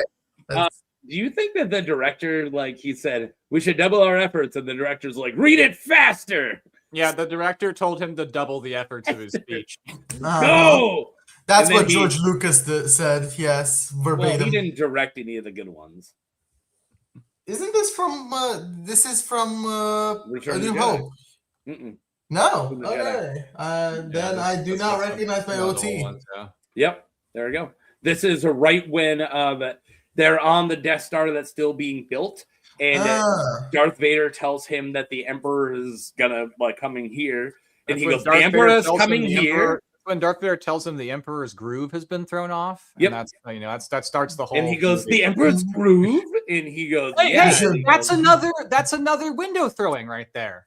There's a defenestration in Emperor's New Groove. They threw my fucking window. You're right. Yeah, you're absolutely fucking Look at right. that. Got another one. Another defenestration. All right. Do I got something for this? No, we're all laughing our heads off. Quite. We're all laughing our heads off. Yeah. Let's talk about the conquest of Dorne, because we're still on Eliandra Martelliandro. Yeah, when I mean, what's the guy who made Birdman? He has like the 3 most Spanish names at once. Harvey Birdman, attorney at law. No, the movie Birdman, which is extremely good. I was Alejandro González Iñárritu. Yeah, Iñárritu. Yeah, Alejandro González Iñárritu of Dorne. Of Dorne. That's all I was thinking. The way I was reading Alejandra, it made me think of González Iñárritu, who it makes you think of Alejandro. Yeah. It wasn't Revenant. Yeah, Revenant was the next movie he made. And I remember he was doing a round table with other directors. We're going to get to this. We're getting back. This is my very quick one.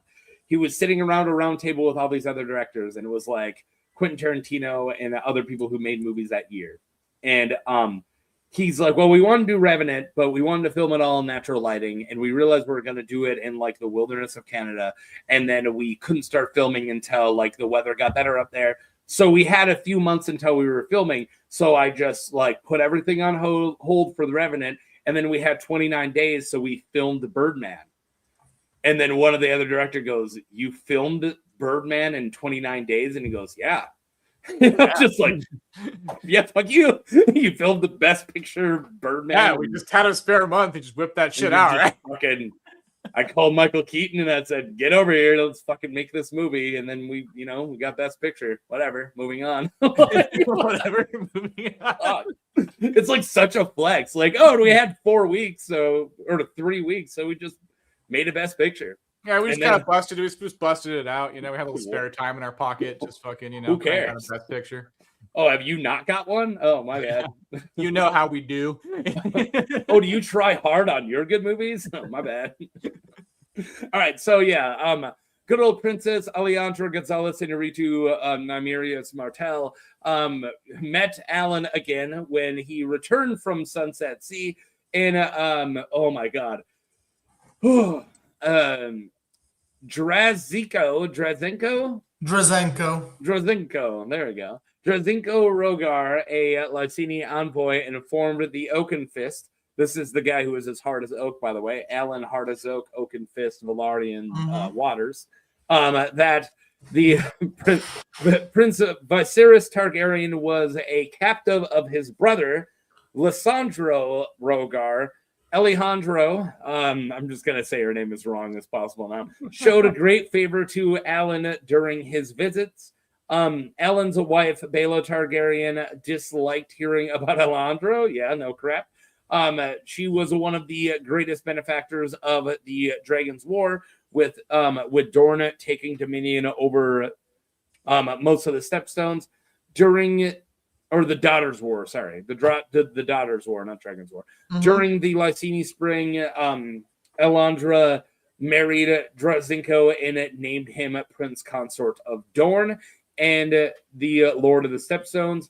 When Drazenko, oh my god, suspiciously choked to death on bacon in a 135 AC, his death was attributed by some to the faceless men of Bravos. Can I add something to this real quick?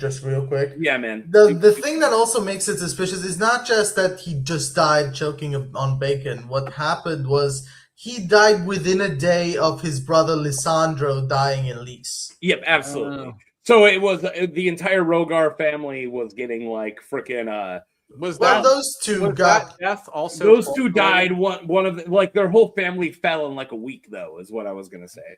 What was the other death like pork related or food related at all, or just they just dying of whatever it was? Lysandro, if I remember correctly, we don't know exactly how he died. We're just told he died.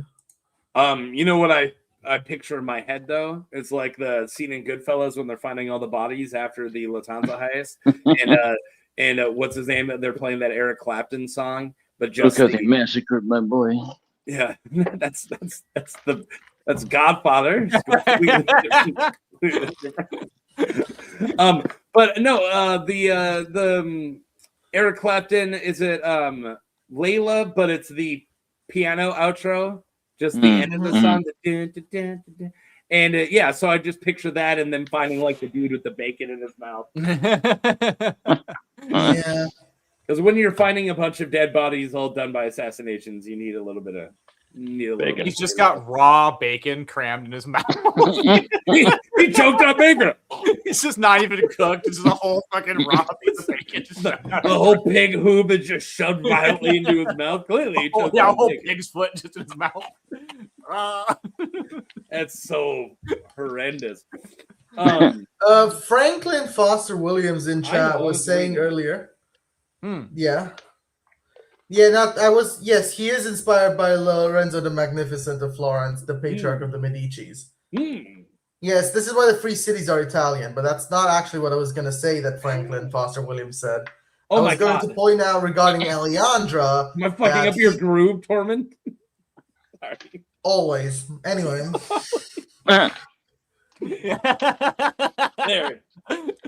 There. Now, he was saying that Alejandra Martell reminds him a lot of Cleopatra, which is kind of true because it's kind of like the foreigner comes to Dorne in like on boats on a different, like on a side quest, essentially. Yeah. And that's kind of parallels Julius Caesar coming to Egypt during his He like got on a kidnapped by slavers. sideshow. He's going after Pompey before he realizes he's been fucking lopped off the head, right? Yeah. It does look like you're just making illegal substances now, Russ. Like this it looks so not No, good. see, this is we were talking about The Wire, and now Rust is acting out The Wire. Yeah, There's a comment. Yeah. Taking it at the exact same time. Yeah, there we go. Rust is Breaking Bad. There. Like you're down there. I'm just literally. This is me being an old man sorting my pills for the week. Yeah, but it doesn't look like that. It looks like you're taking, it's like The Wire, where you take parts of this and you mix it with this. It looks like you're cutting the package and putting it in vials and stuff. Well, like you're stepping no, on so it's going. You could be my pharmacist. Here, I'll show you. It's going into regular vegetable caps. So I've got some meds that you are cutting the package and putting it in vials. Right, but the thing is, I have some medications where I have to take 1.5, and the inside of the tablet is disgusting. So I got these to put the half tablet in, so I don't have to taste it.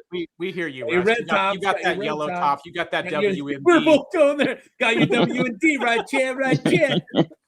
And then the one guy goes, I heard that WMD is the bomb. You got any more of that Celebrex, man? My arthritis is killing me. Got some valerian root. I know. Meanwhile, No. Just That's Bad Valarian root. Yeah, valerian root. Latonian. And on that horrible fucking joke, I probably gotta go here in a minute. It's like almost 10 o'clock here. I need to go to bed soon. Dude, we got so many fucking princes. I know. Let's wrap up the conquest of Dorne, then you guys are gonna have to finish up with that. We got all of the father of Maron still. I know. All right. Well, I'll get through the father of Maron. Yeah, let's wrap up Maron's. And then we got Maron is after that. That's Maron Trant. Yes, this is not Maron. Maron. This is Maron Trant Martell. Maron Trant, Prince of Dorne. All right. Yeah. All right. So Prince of Dorne, father of Maron. So for a guy who doesn't have a name, he's got a huge. Fucking. We don't even know we got a lot for him though. He ruled Dorne during the huge tracts of land. Yeah, when he ruled Dorne when the young dragon king Doran the First Targaryen started his conquest of Dorne in 157 AC. The following year, he and 40 of the most powerful Dornish lords bent their knees in the quote submission of Sunspear. To ensure their loyalties, Doran had 14 highborn hostages brought back to King's Landing by his cousin. Prince Aegon Targaryen. Watch out for him. He's going places. Well, the hostages secured the loyalty of the highborn Dornish. Doran did not anticipate the tenacity of the Dornish small folk in resisting the invaders. He didn't? Why would you not? It's like, wow, I didn't know Dorne was so hard to conquer. Who would have known? Are you not fucking paying attention? It's called hubris. It's so funny though. Like I didn't expect the Dorne to fight back. It's called hubris. The flaw of most Greek heroes. And Daron. And Daron, yeah, he's not Greek, but maybe he was. I don't know. I never met him. So yeah, where was I? Yeah, he didn't expect the small folk to kill them all. Massive revolts began after the assassination of Lionel Tyrell, who had been left behind as governor of Dorne by Daron at Sandstone, undoing the young dragon's work. The young king was then slain trying to suppress the uprising, and King Baelor I ascended the Iron Throne in 161. Prince Viserys Targaryen wanted to put several of the hostages to death, but Baelor forbade it. Any harm would come to the hostages. Baelor walked barefoot to Sunspear to forge a peace. The prince accepted Baelor's proposal of peace and betrothed his daughter and heir Maria to Baelor's cousin, Prince Doran Targaryen. After the terms were arranged, he offered Baelor a galley to take him back to King's Landing, but Baelor insisted the walk because he was an idiot. The prince made arrangements to ensure Baelor's safety on the way back and commanded Lord Will to release Baelor's cousin, Prince Aemon Targaryen. It's cool that he freed Aemon, but I don't know, man. I'm a huge hater of Baelor the Blessed. He's one of my least favorite not a Baelor fan, right? I hate him. A lot of Baelor people the bullshit. Am I right? Yeah, Baelor the butthole. That's what no, I'm a mad. I talk a lot of mad shit, and I've had people in my comments like, "What do you go so hard on him? What did he do wrong?" I'm like, "Fuck off." Everything. I know, because I'm not going to explain the Maiden Vault and then somebody say, "I see nothing wrong here," because I'm going to have to start blocking people if I start doing that. They were like, "So he locked his sisters away in a vault because he didn't want to bang them. What's wrong with that?" He locked his sisters up. True, it was only because he didn't want to bang them. My God. Hey, that's just called a justified culling. Yeah.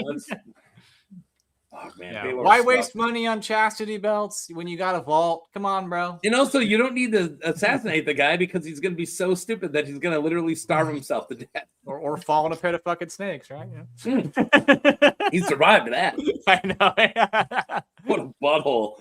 And also, imagine how mad Aemon the Dragon Knight is.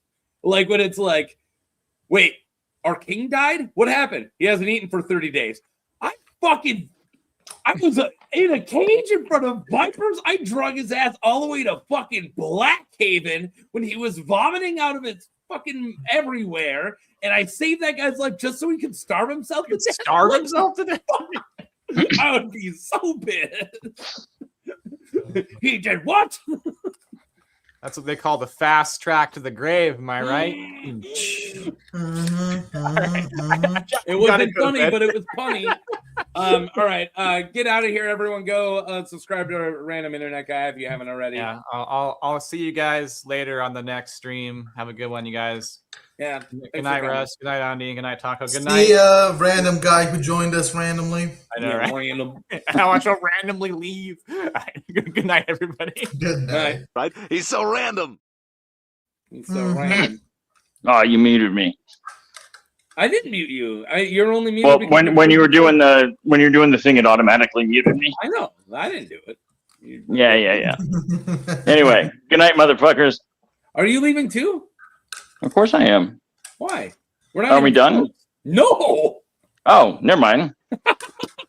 We still have a bit to go. Did you hear me talk about Doran Martell? Or you're probably not. No, my audio has been cutting out here and there. Oh. Yikes. Plus, I haven't exactly been paying attention, but I'm almost done. I just finished slide 13. We have 18 slides. Okay. Works for me. We are almost at 3 hours, which that means that we need to double our efforts. We shall double our efforts. You're a douchebag. Yeah. Who I got here? I brought a bunch of stuff. Who bothered to spawn you, and why? You know. Why did I have that one? That would have been a perfect one earlier. Probably. Yeah.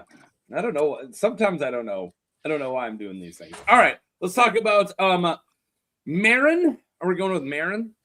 Yeah. Maron Martell. He's not a moron like Morian. Trant. Yeah. No, this is spelled differently than Maron Trant. Okay. So yeah. I don't know. Can you tell what I'd say Maron and then Maron? You see how one of them. No, I cannot tell the difference. Okay.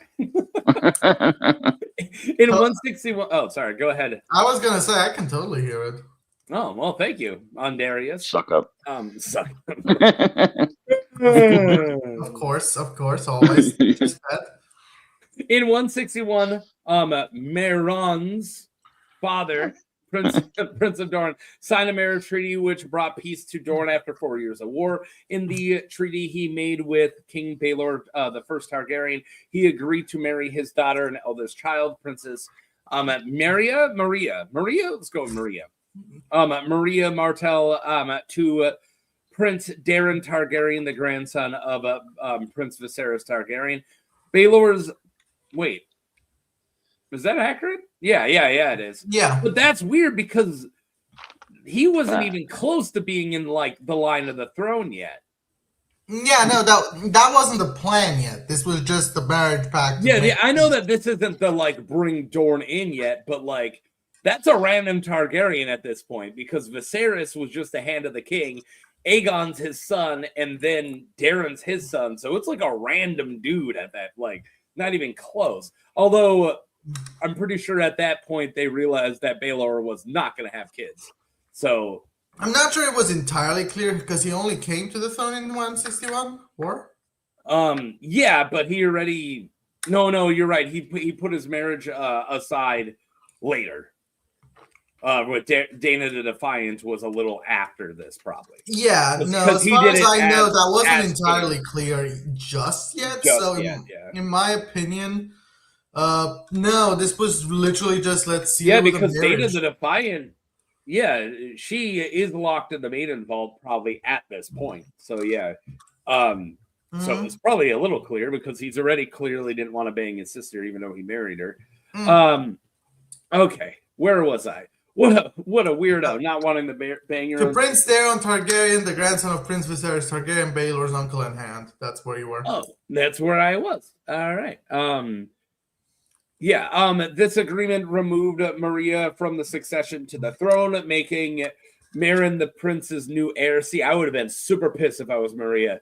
Because, here, you totally can rule in Dorne as a chick. And then it's like, wait, you want me to marry some nobody Targaryen? Because she doesn't know he's going to be king. By 174 AC, Maron had succeeded his father, Prince of Dorne. Baelor's cousin, King Aegon IV Targaryen, was notoriously corrupt and showed ambitions of a war and conquest towards Dorne. His son and heir, Prince Daron, opposed him and spoke out against his father's misrule, with the backing of his allies, Prince Maron chief among them. After the death of Aegon IV in 184 AC, Daron, now King Daron II, began negotiations with Maron, his brother-in-law, and ally, to bring Dorne under the rule of House Targaryen. The negotiations lasted 2 years, and this treaty included the proposal of marriage between Maron and Daron's sister, Prince Daenerys Targaryen, once she was of age. This marriage would formally make Dorne part of the Seven Kingdoms. Prince Maron's wedding to Princess Daenerys was held a year later in 187 AC in King's Landing. After the ceremony, Prince Maron knelt before the Iron Throne to swear his oath of fealty. King Daron raised up Maron to great acclaim, and together they went to pay their respects to the statue of the late King Baelor, the Blessed, at the Great Sept, laying a golden wreath upon his feet, proclaiming, "Baelor, your work is done." To celebrate the wedding, a tourney was held in the capital where Maron's nephew, Prince Baelor Targaryen, won the name Breakspear, and the victory defeating Daemon Blackfyre in the list in the final tilt. So yeah, lots just happened in that paragraph. That was a lot of shit there. So we are now talking about lords. Well, they're still called princes, right? But they are now into the fold. So they are now vassals of the Iron Throne. Yeah. And also Baelor Breakspear broke a spear, so that's a big deal. I hope keep your eye on that guy. He's gonna be a great king. Totally. Yeah. Definitely. Wink, wink, nudge, nudge. Definitely not gonna happen. Nothing bad. I don't know. I just realized I shouldn't spoil because maybe not everyone watched Night of the Seven Kingdoms yet. But all right, let's keep going because I have a whole other slide for Maron Martell. How's the comments going? Yeah, Aegon is really stupid. Thanks, Tormund. Wait a second, that's you. Yeah. She gave birth to Blackfyre at this point. Yeah. Wait, he wasn't right to lock up. No, you're not right to lock up your sister just because you don't want to bang her. No, that's not what he's. Okay, this is. You're never right to lock up anybody. Okay. Counterpoint: Ramsay Bolton. Okay, for no reason. There was a reason to lock up. The reason was she was literally creating a bit of an issue because maybe she wouldn't have snuck away to bang Aegon if she wasn't locked in the vote. I'm not saying that Dana wasn't a victim. I'm just saying that there are political considerants to think about. Yeah, well, if any political reasons that lead you into doing something horrible, I don't care. Fair enough. I also remember I'm also anti-monarchists like hardcore as fuck. So, like if it was these guys would just be out of power and or dead. So, watch out, King Charles. No, I'm not threatening anybody. Did I say anything about which? I just said or dead, and then you said somebody's name. Yeah. God dang. I was gonna say something else, but sorry. No, we're good. I can't believe out of all the characters who get 2 slides, I didn't know that Maron Martell was one of them. Like I didn't realize he would be worth 2 slides. Like a lot of characters. That is entirely fair. He is like probably one of the most important ones we know about. But I didn't even I knew he existed. I don't think I knew his name until today. I knew of his role. Like I know there was a Dornish prince who married a Targaryen and then later did the pact with Doran, but I forgot his name. But I do know the Yellow Toad. Like I do know Nymeria. Like there was the other ones who got multiple sides today. But yeah.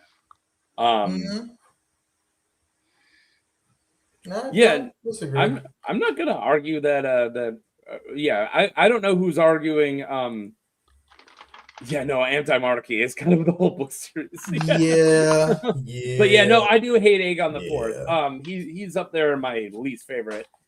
The more I think about it, the more I think Aegon the Second and Maegor kind of take the cake as my least favorite kings, or I think the worst kings, but Maegor probably a little less because he didn't actually destroy any, he didn't start, he kept the realm together, oddly. But even though he was burning everybody and murdering everybody. But him and Aegon the Second I think are the worst, but Aegon the Fourth is not too far behind, and Aerys the Second isn't too far behind. But all right, let's keep going.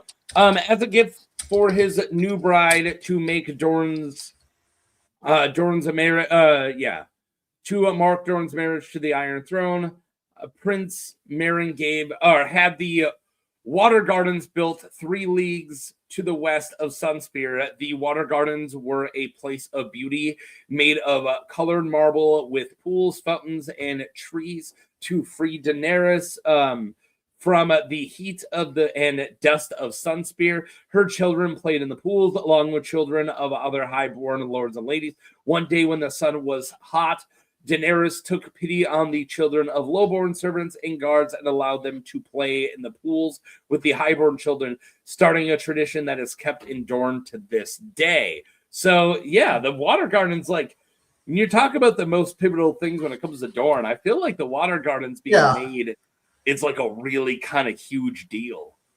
So, I'm just going to put on my nerd glasses for a second, and I'm going to say that if you guys don't know, 1 league equals 3 miles. So this is just 9 miles out of Sunspear. Wow. Not that far.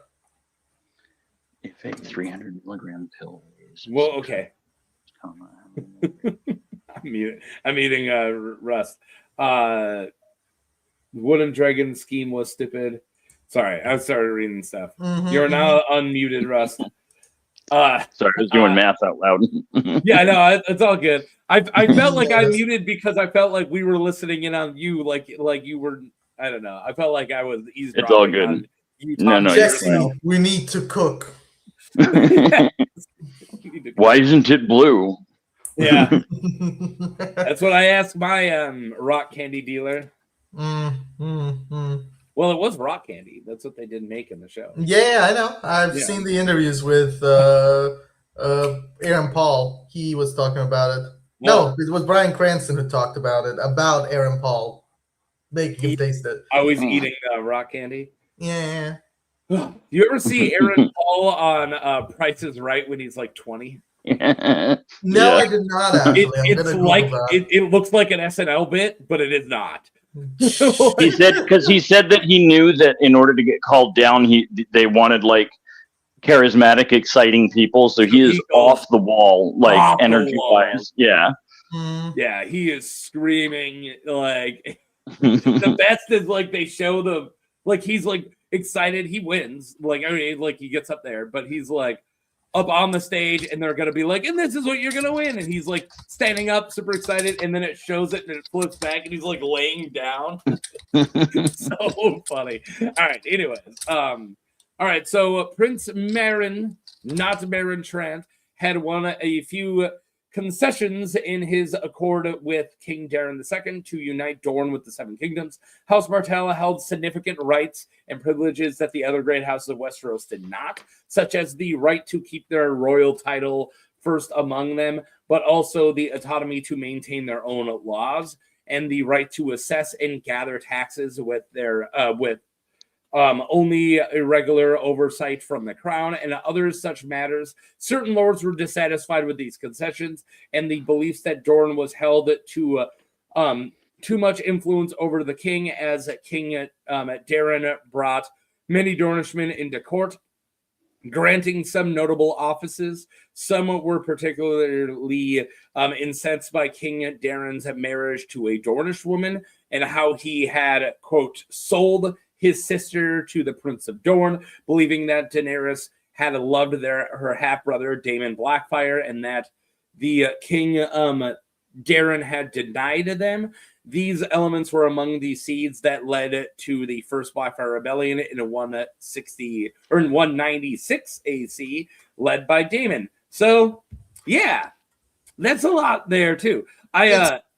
Essentially, the whole lead-up to the Blackfyre Rebellion is inextricably linked to the actions of Maron Martell in wanting and helping Doran II's plan to join the Seven Kingdoms, to have Dorne join the Seven Kingdoms.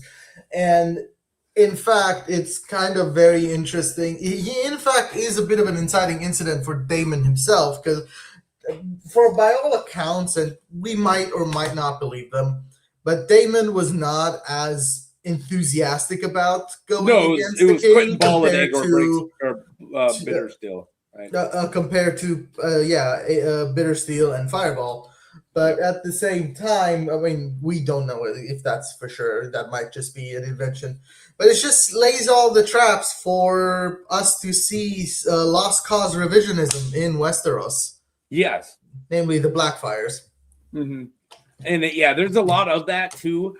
And also, like, there's always reasons, but that doesn't make excuses. And as somebody who I never like justifying wars, because a lot of times, because it's the small folk who ends up fighting them, they get uprooted from their lives. And if I was in this world, I would have died in the Blackfyre, I would in the Red Grass Field. And not because I believe in anybody, but because the Lord, who literally pretty much owns me, believed in one of them. So, of course, I'm like anti all rebellions, but I hate the idea of finding these little tiny reasons to justify the small folk dying, But also, if you want to find other reasons, there were these tiny little mini wars happening, like Baelor Breakspear knocking Daemon off of a horse, 10 years before it happened. I'm throwing that number out there. I have no idea. But, like, there are these little tiny infractions of the Targaryens and the Blackfyres are, like, kind of, like, butting heads even before they're fully butting heads. I think Doran could have thought about not giving any preferential treatment to Dorne. I think that was actually a really dumb idea when it comes to Doran, and I know it brings them into the fold, but we don't really need them into the fold.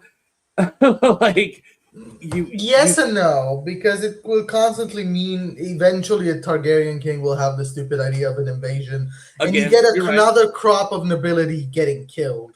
But while it's destabilizing in another way, and he definitely didn't foresee the consequences. But he should have, is what I'm getting at. He should have.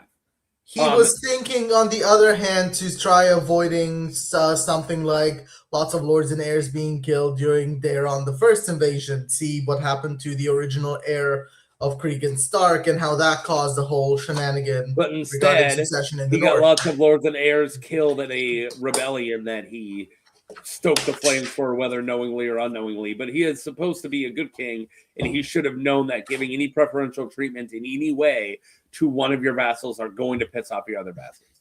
The problem was that it was going to piss them off, even if it wasn't as good terms. They were looking for the seeds of the Blackfire Rebellion were sowed way before Daron even led to the throne. You're right. While Like he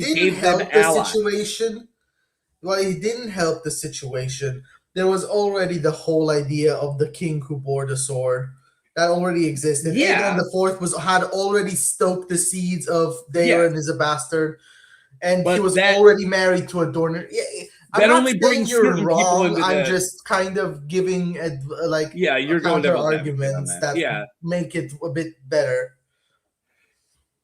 It gives more people. It pushes more people to that side, and like 3 angry dudes doesn't make a rebellion, but you also pissing off the Stormlands or Westerlands or whoever the hell it pissed off. That doesn't, and like, you know, when you already have somebody who has legitimate beef, don't piss off your other allies. But yeah, you're right. And it probably was going to happen regardless. The you know, I would say the smartest thing you could do is get rid of one of those, either 2 instigators or Daemon right away. But I think that is also morally wrong. So maybe just don't be a king and bring in voting. But I don't know, whatever. Maybe start democracy. Who knows? But Sam brought that up in the show and they all laughed at him. Yeah, I know. And he didn't even bring up full democracy. He said, let's just have the lords vote, didn't he? Like, yeah. Basic like Roman Republic. Yeah. I do. No, the Polish-Lithuanian Commonwealth. You just created the Szlachta. That totally didn't end horribly. We are now 3 hours in, which means I have things to play because I got this. 3 hours. 3 hours. 3 hours. And then I got. We've been here for over 3 hours. And I'm not sure if any of us can see what all this is supposed to mean. Are you complaining? That guy was. Chuck was. But I do have a thing for him. Save your questions until I'm through, Chuck! I do like the mixture of like Gravity Falls, The Wire, and Pee-wee Herman is like my main. and we've had a lot of Caddyshack today. So yeah. Very funny you are. Why don't you get yourself a real haircut? Here, take this. I can't use that because I don't know what anyone's hair looked like. So many people were faceless today. Yeah. Tormund, go get yourself a real haircut. Not bloody likely. Not bloody likely. All right. Who do we got? Oh yeah, we got the mother of Doran. So first we have Maron Martell's son, but Princess of Dorne, I have like almost 2 full slides for, and she doesn't have a name either. People in the fandom call her Loreza and have it so because they are saying, well, maybe Oberyn named his youngest bastard daughter after his mother. Oh, why youngest? Why not oldest? Why not? I don't know. That's entirely vibes based. I'm going Obara. Maybe Obara Martell. Maybe whatever. It was an entirely vibes based judgment. Also, Obara was not born with Oberyn around. Remember that? Oh yeah, she was named. Oh yeah, you're right. It would have only been one of the kids with Ilaria. Wait, you don't know that because half of freaking King Robert's bastards they name like a name for like Robert Gurlo. Like, you know, they try to like. I mean, you're just thinking of Bara and Bella was only named after the battle.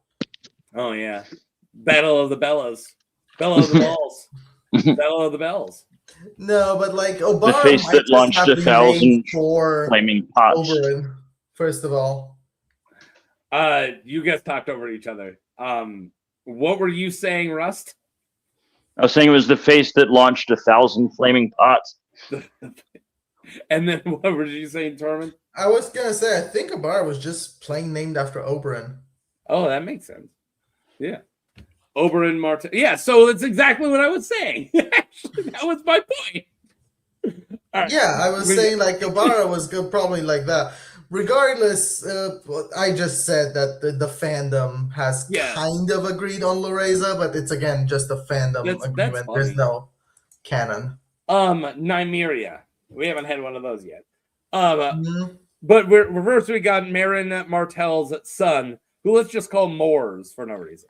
He was the eldest son and heir of Maron Martell, Prince of Dorne, and his wife, Princess Daenerys Targaryen. After observing the children play at the water gardens, his mother came to the realization that she could not tell the highborn children from lowborn children and concluded that all the children were deserving of a long life, love, and protection, showing her son the children in the water gardens. Daenerys told him that they are his realm and he must remember them in everything he did. He presumably succeeded his father as Prince of Dorne. Isn't it weird that that you need to see a bunch of kids at a pool to realize that the lowborns also deserve life? Yeah. I mean, you're a noble, you're a privileged noble. You probably never even had like that concept come to your mind. And that's the problem. I'm glad. Thank you for saying it out loud. Yeah, that is So the issue I'm mad about. Thank you, Dornish Daenerys, for actually being based in. Wait, they're people? Yeah, turns out. Yeah, thank you, Dornish Daenerys, for being based in Red Pill. All right, so I was by the pool getting high, and I was like looking at lowborn kids playing with highborn kids, and I couldn't tell them apart. So I was thinking, are they also humans? I was like, whoa! I can't tell them apart when they're like naked and playing in the pools. Hey, it's some like sheeny Kush. I don't know, where would the best weed come from? Where does what come from? Where's the best the Summer Island? The best weed. Island. Yeah, the best weed. These days, it's coming from the internet. No. I knew you were going to answer matter of fact, but you wait until the rest. My bad. From Westeros. I was like, he's gonna name. Oh, in Westeros. Okay. I was like, he's gonna die dealer. From Phil, dude. No. It's probably got to be Dorne, right? Dornish Kush. I mean, they got the right climate. They got the right attitude. They got the right dude. They got the right vibes. What's California? It's grown along the banks of the Green Blood. Oh, the Green Blood. There you go. I think the Reach. I think. What's the Greenfield? Preston Greenfield. I bet they have some green fields, man. Yeah. The Greenfields. I bet. Hell yeah, brother. Yeah. Preston Greenfield. He's now one of my favorite Queen's guards. He went from one of my least favorites to one of my favorites. All right, so Princess of Dorne, mother of Doran and Oberyn and Elia and whatever. The Princess of Dorne was the unnamed ruler of Dorne. Just why didn't they freaking name her? I don't know. So annoying. George be like about mothers. Yeah, sometimes. George be like that sometimes. He's like, shut up, put a baby in her. Yeah, the unnamed ruler of Dorne during the reign of Aerys II. Watch out for that guy. Her brother was Prince Lewin Martell, the King's Guard, and not yet, but eventually in 227 AC or not 227. 247 AC or 248 AC, the princess gave birth to her firstborn child, Doran. In the years that followed, she gave birth to two more sons, Mors and Oliver, who died during infancy, and she miscarried several times. 9 years after her birth of Doran, she gave birth to the daughter Elia. Although born 1 month premature, the girl survived. A year later, the princess gave birth to another son named Oberyn. Watch out for that guy too. The princess was one of the ladies in waiting for Princess Rhaella Targaryen. She became friends with Joanna Lannister, another of Rhaella's ladies. In 270 AC, during a visit to Sunspear, King Aerys II, the Mad King, told the princess that he could make the Dornish deserts bloom by digging a great underground canal beneath the Red Mountains to bring water down from the Rainwood. But like most of his grandiose plans, it was quickly forgotten. Several years later, the princess was accompanied on a journey by daughter Elia and younger son Oberyn and her consort from Dorne. They traveled several potential suitors for both Elia and Oberyn. So yeah, this is a big one. What was I going to say? Oh yeah, he came to Sunspear and said he wanted to make Dorne great again. Make it the Riviera of Westeros. He was planning some casinos, instead of the Shadow City. Praise Garth. All right, yeah, let's move on. I thought it was funny. The best weed is in High Garden. Yeah, no shit. Where were we on that? It's right there. Right there. High Garden. Whoa. Yeah, I was you definitely saw my reply. I was like, you are absolutely right. How did I not see that? Yeah. Oh wait, that one? No. No. Yeah, no, right. Yeah, you are absolutely right. Yeah, no, for real. We messed that one up. I still like Greenfield though, just because I still like Green Blood. Oh yeah, the Green Bloods. All right, so we got two characters left, but we got so much. All right, so amongst the places they visited on their journey was Starfield, the Arbor, Old Town, and the Shield Isles, Crake Hall, and finally Castle Rock. Although she had learned of Joanna Lannister's death in childbirth, well, at Old Town in 273, the princess decided to travel onwards to Castle Rock. Oberyn believes that her mother had planned with Joanna with Joanna to marry either Elia or Oberyn to one of Joanna's twins, Jaime and Cersei. Since there had been an empty cabin on their ship meant for someone of high birth, waiting until potentially decent, right? Waiting until it was potentially decent. There you go. The princess eventually broached the subject of marriage to Lord Tywin Lannister, famously a really nice and understanding guy, Joanna's husband. He hated war crimes. That was something that he brought up all the time. He said, don't do war crimes. She first suggested a match between Cersei and Oberyn, next a match between Elia and Jaime. Tywin refused both matches brusquely, informing the princess how Cersei was meant to marry the crown prince Rhaegar. Lol. When Tywin suggested his newborn dwarf son Tyrion to be betrothed to Elia instead, the princess took this as an insult. In 279 AC, the princess succeeded in betrothing Elia to Rhaegar. By the time Elia married Prince in 280 AC, the princess had already died. On her deathbed, she revealed to her son Oberyn how Tywin had brusquely refused her suggestions of a betrothal, and that she felt that she had defeated him with Elia's betrothal to Rhaegar. That is so hilarious. I think that is super funny. Of like, Tywin's like, no way, I'm gonna marry him, or I'm gonna marry her off to Rhaegar, and then then she gets her daughter married to him, and she's like, take that, bitch. like the lady who defeated Tywin. Yeah. It is still a war crime if there are no survivors. Thank you, Jeremy. It's not murder if you kill them. Wait, what? Yeah. You good over there? Yeah, I'm good over here. All right. I just don't have much to add. You're completely right here. Oh, okay. I thought we would have more discussion over the.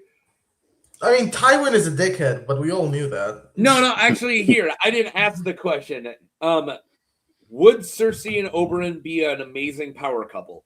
No. Cersei and Oberyn, they could be. They could have been, but it was too late at that point. They were both kids at this point. Cersei and Jaime had already started their whole bullshit. Yeah, but then what? Then you're saying that no matter what, she could never You know, just make out with your brother. I'm saying that she had already became a bit of a narcissist and already started with her obsession. So I don't think there was no hope of anybody. I mean, there's a hope for like a toxic relationship, and I guess it could be a toxic power couple, but it would not be healthy. Oberyn could hey, I understand you want to bang your brother. I want to bang him too. Can we just be a power couple? I mean, I don't know that they do incest in Dorne, but to be fair, okay, Oberyn might just be depraved enough. Okay.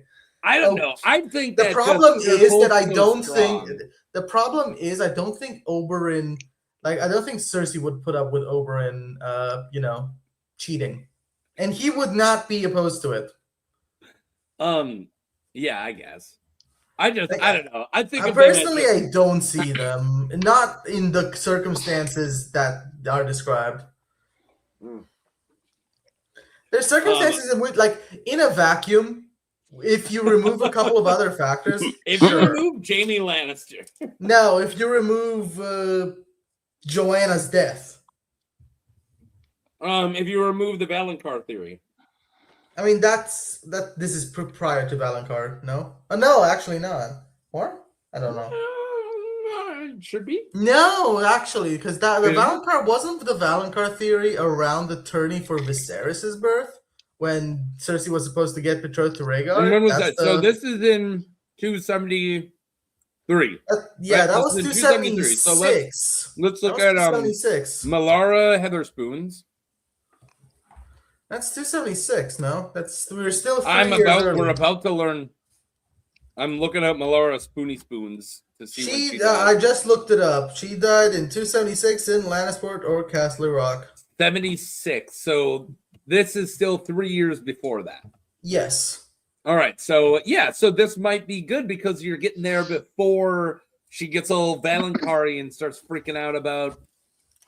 I think that's one thing that ruined Cersei's brain. Oh, yeah? Yeah. But there's still so much. Do you think she murdered Melara Heatherspoon? Categorically. Absolutely. Only factually.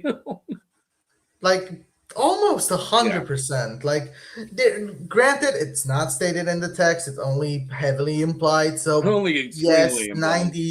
99% chance, yes, 1%. I'll give it a margin of error, whatever. Either she killed her or she watched somebody kill her and did nothing about it. And that's a very small difference. Also, yeah.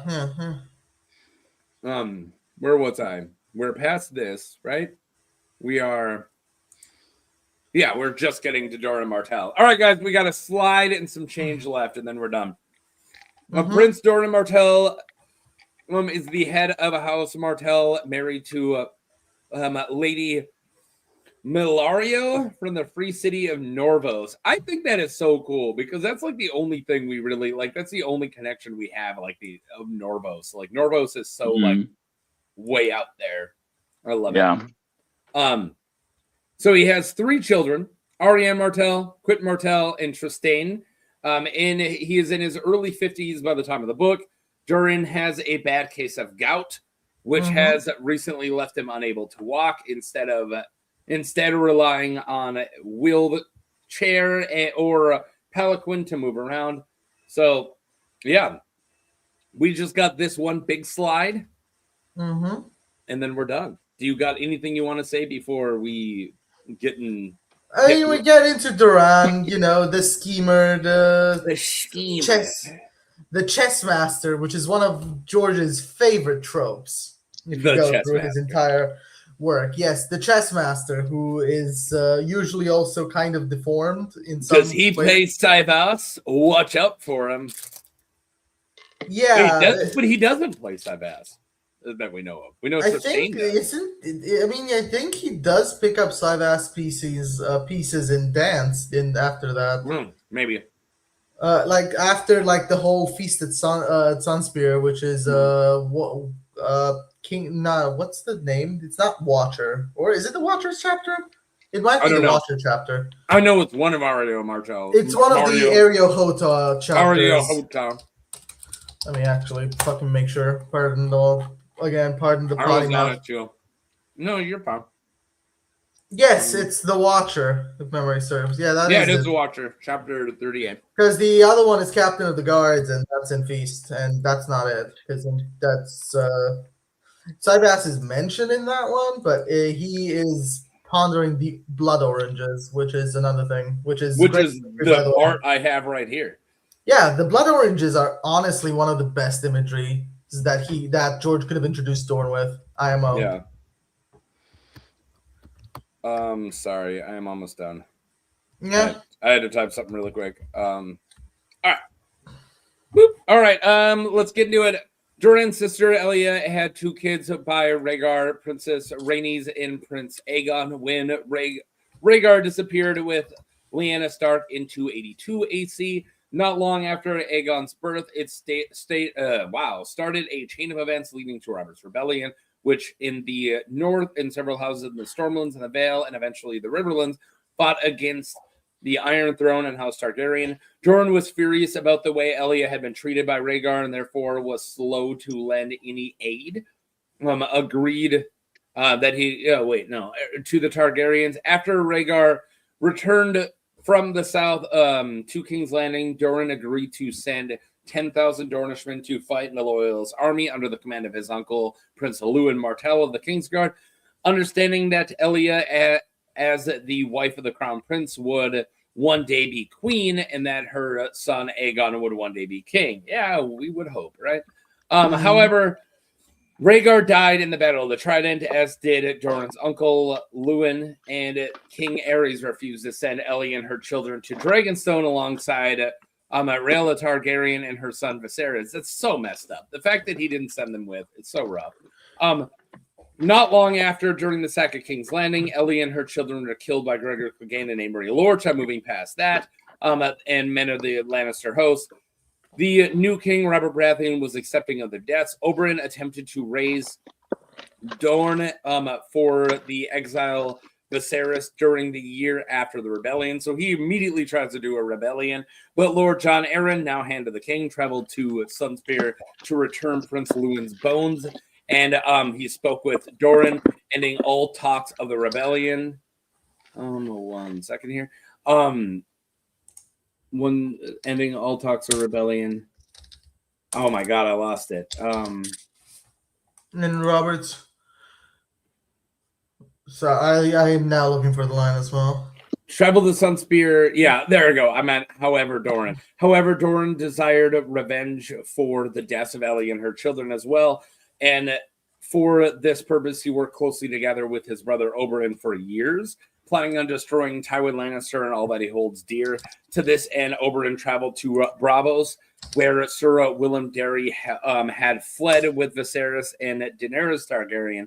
A secret pact was made with Oberyn signing for Dorne, and with the Sea Lord of Braavos as a witness, betrothing Doran's daughter Arianne to the exiled King Viserys. So I could have gone a lot more, because this doesn't really get us all the way up to the books when it comes to Doran. But the rest was like the people who he was trying to wed to Arianne Martell, which were false, like the old guys who he knew she would refuse. And then like stuff with Oberyn getting exiled and back, and then sending Quentin Martell to House Ironwood. That's like, I didn't feel like I needed to type all that, and I just said it anyways. So yeah. But yeah, there you go. We're done. Yeah, we're done. Doran, current Prince of Dorne, schemer whose schemes seem to be falling the fuck apart. Like the blood oranges in the water gardens, the Martells are dropping like flies. Yeah, they are dropping like flies. Unless you believe. Did you write that one, or did you just come up with that? I actually copied that from the YouTuber. I want to give the credit. It's the guy who made the video about how can the winds of winter fit into the winds of winter. Is that not good stuff? GM? That is Admiral Kurd. Oh, never mind. Quinn did a similar video about it. I think a lot of people have. Yeah, but 7 years ago, Admiral Kurd, who's also active on r/A Song of Ice and Fire, used to be. He made a video called The Lost POV of House Tyrell, and in that he kind of postulated a bit about that POV and how that might have been inspired by by the Tyrells, and how that translated from wilting roses to dropping blood oranges. And then he also kind of went into the imagery of blood oranges and the Martell sun also being red on the sigil. So also Preston brought it up, so that's also a Preston thing. Yeah. I mean, that is if you believe Quentin's dead, which, he's clearly... Quentin is clearly alive. Dragon breath cannot melt leather. Yep. Dragon breath cannot kill the sun, and he is a son. He is the sun's son, and he was betrothed to a Targaryen, so yeah, he's got a little extra magic going on now. He has also Targaryen blood in him from a different Daenerys. Have you noticed that Daenerys's are always married off to big houses to end rebellions? Mm-hmm. Twice now? Not end rebellions. Well, one of them was. But, there was a Daenerys sent to House Baratheon for Lionel Baratheon's son or whatever. And then this Daenerys that was wed to Maron Martell. So does that mean that she's going to marry somebody from the Reach? Stay tuned. Or Jon Snow, who isn't the Stark, so that breaks the mold. He's a Snow. All right, I'm clearly floundering at this point. We're 3.5 hours in. Does anyone have anything fun they want to say, and then we're getting out of here? Nah, I'm good, man. All right, thanks, Russ. You're good. I just want to say that this was a really fun. We went off the rails quite a bit, but it was fun having. That's what we do. Particularly Panicking Kiwi, who has not been here for she hasn't been here before, and I hope we didn't overwhelm her. I express thank you to her for putting up with us. I'm sure everyone here is also wanting to express the same thing here. I did my best to make sure she knew what she was getting into. I'm gonna be very honest, and if she sees this tomorrow or something, she'll be okay. I was kind of trying to bring her into the conversation early on, to so hey, how you feeling? I was trying to do that. I don't know if I succeeded, mind you. But I've been doing this for a long time, and I've noticed that a lot of people. Some people want to jump in, some people don't, and some people just want to hang out. And I hope, and I understand I talk a lot, but I hope that if people want to jump in, they feel like they can. But also, it might just be overwhelming for the first one, and maybe she gets out of her shell more, or maybe that was her out of her shell. I don't know. I never really met her before now. We'll see. But I was. It always takes me a little while to settle in. Mm-hmm. To figure out people's sense of humor, because that's the main thing throughout life. Whenever I've had a new job, apparently people are dude, you're quiet for 2 weeks, and then out of nowhere you just tell the funniest most cutting joke about somebody. And it just changes the whole dynamic all of a sudden. And I also I never I feel like I'm such a if you are in any way quiet or an introvert, it's gonna take a while to get used to me. So I always feel bad at I try to be a little more reserved, especially when there's new guys around. But at the same time, fucking let's go. I got a lot of shit to do. And also me sitting and reading 19 slides or 18 slides isn't exactly the most inviting environment to jump in and talk. But she did great, and I hope she comes back. And also, that's it. I'm ready to say goodbye and get out of here. Is there anything you guys want to say before I go? Just do a drug stream next time. Good point. True. We can talk about all our fun experiences, and maybe also talk about the most drugged character in this series, Jojen Weed. I don't know. I think the mountain's up there. Yeah, and I was making a dumb joke. I'm sorry. He's not doing drugs, but he's hallucinating. So I think we should do a live stream where we just talk about characters that tripped off us Shade of the Evening, and that's it. That would be an interesting stream. Yeah. That would just be, let's just talk about Daenerys 4, A Clash of Kings. And The Forsaken. And The Forsaken, obviously. The best chapter never written. I mean, it was written, never published. Yeah, never published. I was about to correct myself. We did it before. The best chapter that doesn't exist. It exists in a void. Somewhere between written and readable. God, Kirsty. Check what Kirsty just wrote in chat. Oh my god, I had to evacuate due to a brush fire. Holy crap. I'll read it. Oh my god, I had to evacuate due to a brush fire. I'm pulling it up right now. I got it. During the stream at Frantic. Soon as I packed the car, I got the animals, etc. Oh my god, I checked emergency site again and then lowered the alert. Oh my god. That is terrifying. Yikes. I hope everything is gonna go well with that. Yeah, good luck from us. Yeah, good luck, Kirsty. Holy crap. Well, we'll get out of here so you can focus on that. Yeah. Yeah, my headset just gave me a low battery warning. Oh, well, perfect. All right. Well, Rust's battery is getting low, and he needs to go set his head or whatever he just said. And we're getting out of here. Thank you guys for watching.